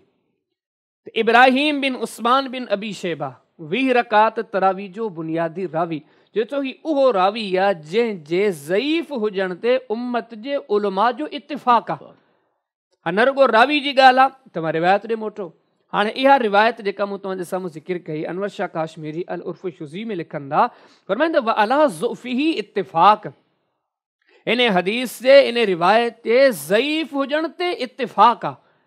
हनफ़ी शाफ़ी मालिकी सभु जा सभु अल हदीस गैर अल हदीस सभिनी जो इत्तिफ़ाक़ आहे त नबी करीम अलैहिस्सलाम खां जेका 20 रकात तरावी जी रिवायत ज़िक्र कई वञे थी सभु इन शइ ते मुत्तफ़िक़ कंदी आहे रिवायत ज़ईफ़ आहे। अच्छा, इन खां पोइ अॻिते जेके सहाबा किराम रिज़वानुल्लाह अलैहिम अजमईन जे बारे में हासार ज़िक्र कया वेंदा, यकीन ॼाणी वॾी ॾुख जूं ॻाल्हियूं हूंदा।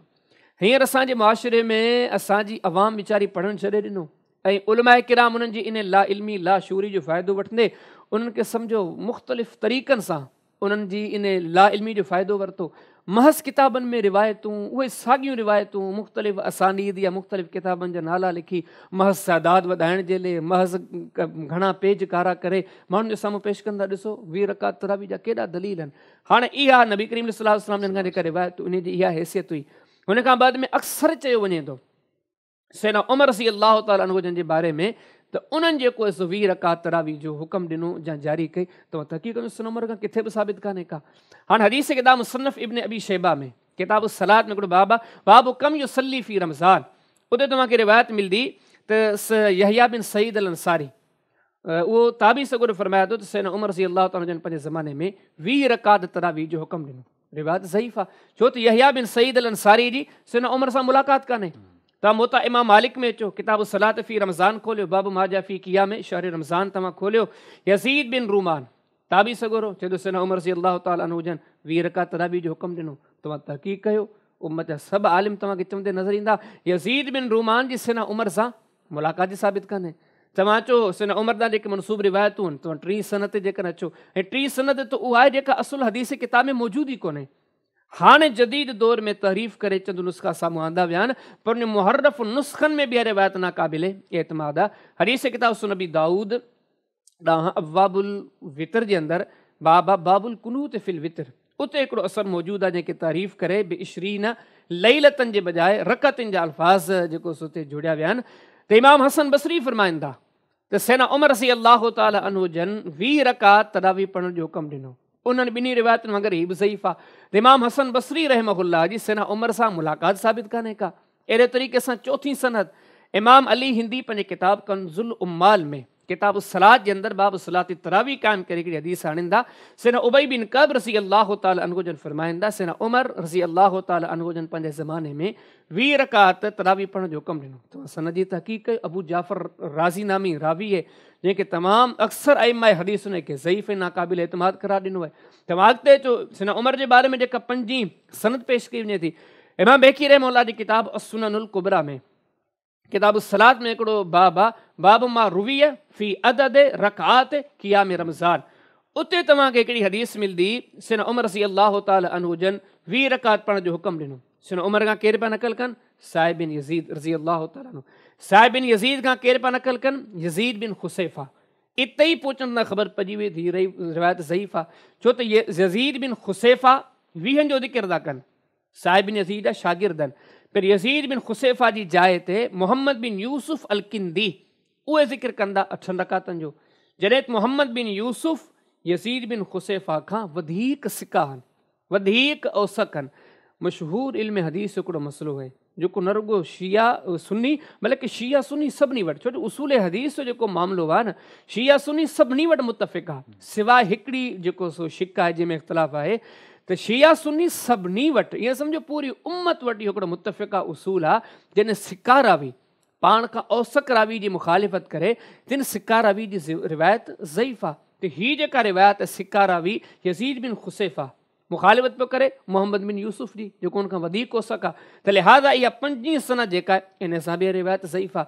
अहिड़े तरीक़े सां 6 सनद आहे हदीस किताब मुसन्नफ़ अब्दुल रज़ाक़ जे अंदरि, किताब सियाम जे अंदरि इमाम साहिबु बाब क़ाइमु कयो आहे, बाब क़ियाम रमज़ान, उते तव्हांखे हदीस मुबारक मिलंदी। सैयदना उमर रज़ी अल्लाह तआला अन्हु जन 20 रकात तरावी जो हुकुम ॾिनो। सैयदना उमर खां केरु थो नक़ल करे? सैयदना साहिब बिन यज़ीद रज़ी अल्लाह तआला अन्हु। साहिब बिन यज़ीद खां केरु नक़ल थो करे? मोहम्मद बिन यूसुफ़ अल किंदी।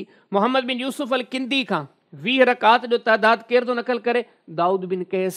पर दाऊद बिन कैस इहा रिवायत शाज़ आहे, ज़ईफ़ आहे, छो त दाऊद बिन कैस इन अल्फाज़ में इमाम दारिल हिजरा इमाम मालिक रहमतुल्लाह जी मुखालिफ़त कई आहे।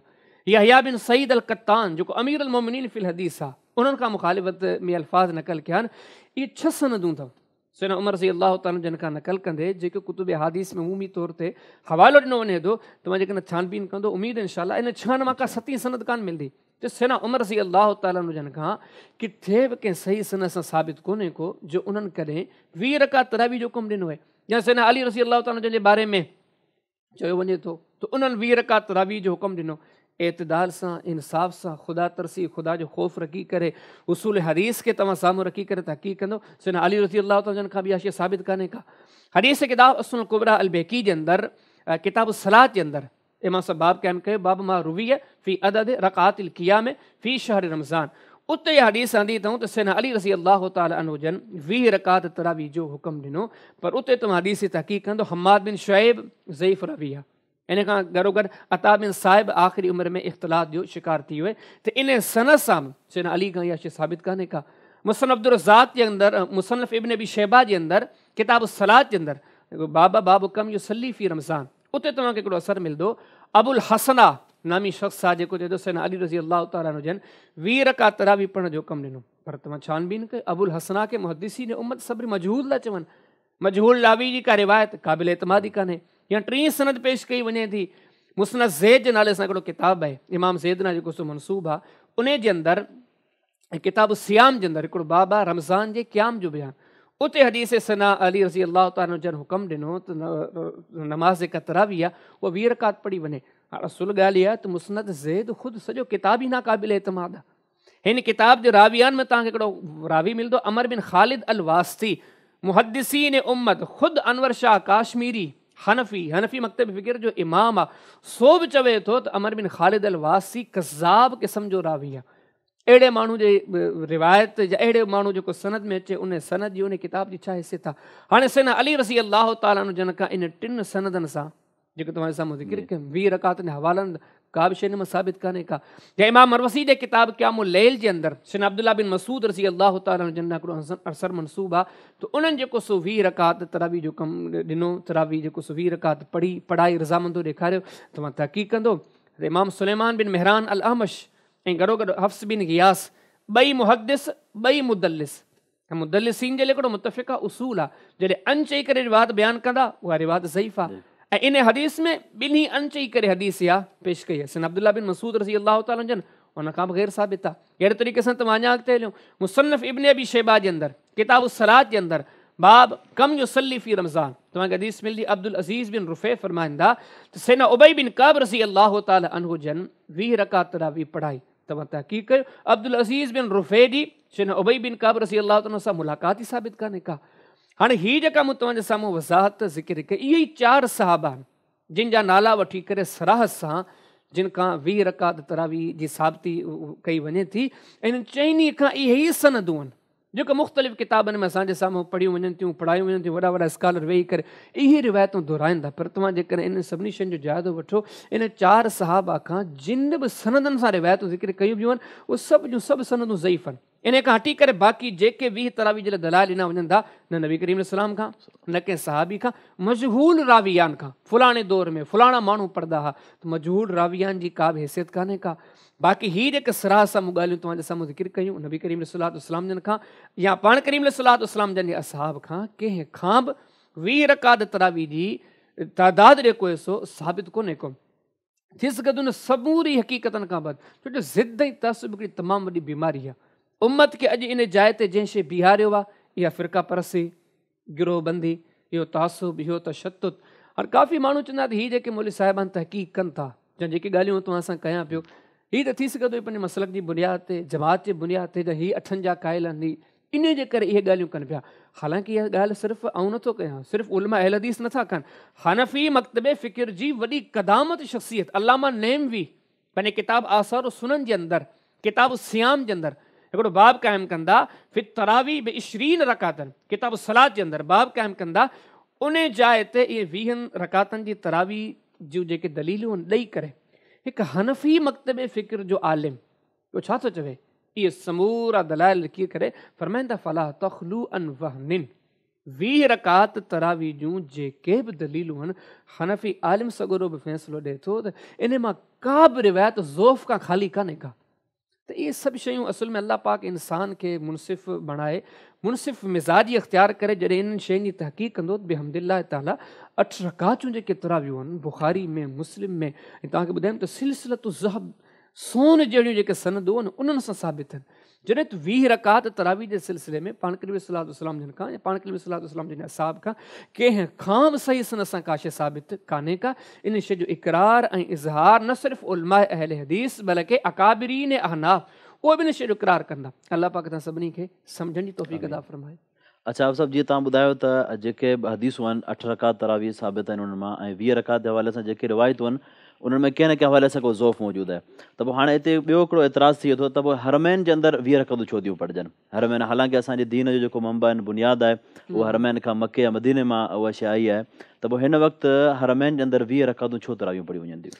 इन जो इहो जवाबु आहे त इहो उते जो हिकिड़ो सम्झो हुकूमती फ़ैसिलो आहे। को माण्हू चवे त कीअं थिए, तिन जो वॾो सरी दलील इहो आहे त हरमैन ॿिनि हरमनि खां हटी करे तमामु तर मसाजिद में, पूरे सऊदिया जे अंदरि जिथे बि अक्सर मसाजिद अहल सुन्नत वटि आहिनि, तव्हां तहक़ीक़ कयो त सभिनी में 8 रकातूं पढ़ी थियूं वञनि। बिहम्दिल्लाह ताला 2 साल अॻु में मूंखे अल्लाह पाक उमिरे जी सादत नसीब कई, त जेके जेके माण्हू उमिरे ते वञनि था या हिन रमज़ान में बि इंशाअल्लाह वेंदा, तव्हां हुन खां पुछा कयो तमामु तर मके मदीने में जिथे किथे जेके मसाजिद आहिनि उन में केतिरियूं रकातूं पढ़ाए वञनि, तव्हांखे इहा ई ॻाल्हि कंदे नज़र ईंदा त 8 रकातूं। हीउ हिकिड़ो हुकूमती फ़ैसिलो आहे। अच्छा, इन खां पोइ हिकिड़ी ॿी बि ॻाल्हि आहे, जेकॾहिं को माण्हू इन शयुनि जो इक़रार नथो करे, न ज़िद आहे बाबा उहे 20 पढ़ंदा, त ॾिसो अलाह जे बाना सिर्फ़ु हुननि वटि 20 रकात तरावी बि कान्हे, हुननि वटि त जनाज़े में अलहम्द बि आहे, हुननि वटि जनाज़े खां हिकिड़े पासे सलाम बि आहे, हिकिड़ो तवील हिकिड़ो सिलसिलो आहे। उन साॻे के मुस्लमान खे जॾहिं इहा शइ सम्झाए जे अलाह जे बाना ठीकु आहे, तूं जेकॾहिं चईं थो सऊदी आहे या मको मदीनो या हरमैन जे सिलसिले में तूं 20 रकात तरावी जी शइ खे हुजत सम्झी थो, त पोइ हिन शयुनि खे बि हुजत सम्झ। पर उहो माण्हू कॾहिं बि इन शइ ते कोन ईंदो, त हीउ उसूल त कोन्हे। जेकॾहिं तूं फॉलोवर आहे मके मदीने जो, त मके मदीने जी ॿिनि शयुनि खे बि जेको सो तूं फॉलो कर, त इन शयुनि जो ज़िक्र करीं तो बाक़ी ॿियूं शयूं विसारे छॾींदो। इहा शइ ॿाराणी आहे। बल्कि अञा असुल ॻाल्हि जेका तव्हांजे साम्हूं ज़िक्र कयां, ॾिसो न मके मदीने जूं या हरमैन जूं 2 सूरतूं आहिनि। हिकिड़ी उहा सूरत हाल आहे जेका अॼु असांजे दौर में मौजूदु आहे हिन वक़्तु, ॿी मके मदीने जी उहा सूरत हाल आहे जेका नबी करीम अलैहिस्सलातु वस्सलाम सहाबा किराम रिज़वानुल्लाहि अजमईन खुलफाए राशिदीन जो ज़मानो।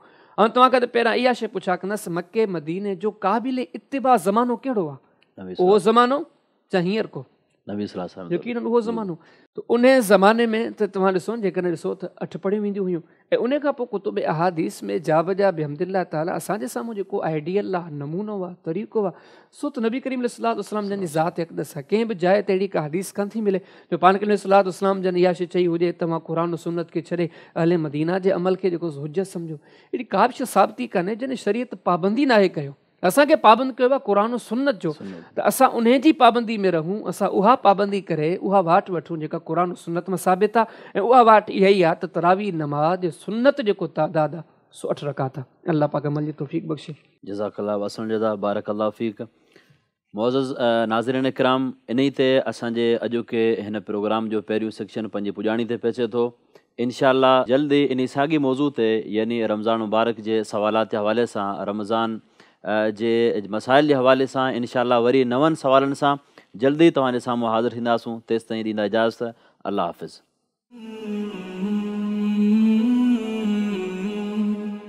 सब्सक्राइब करियो ऐं बेल आइकन ते क्लिक करियो त जीअं असांजी हर नई वीडियो जो नोटिफिकेशन मिले।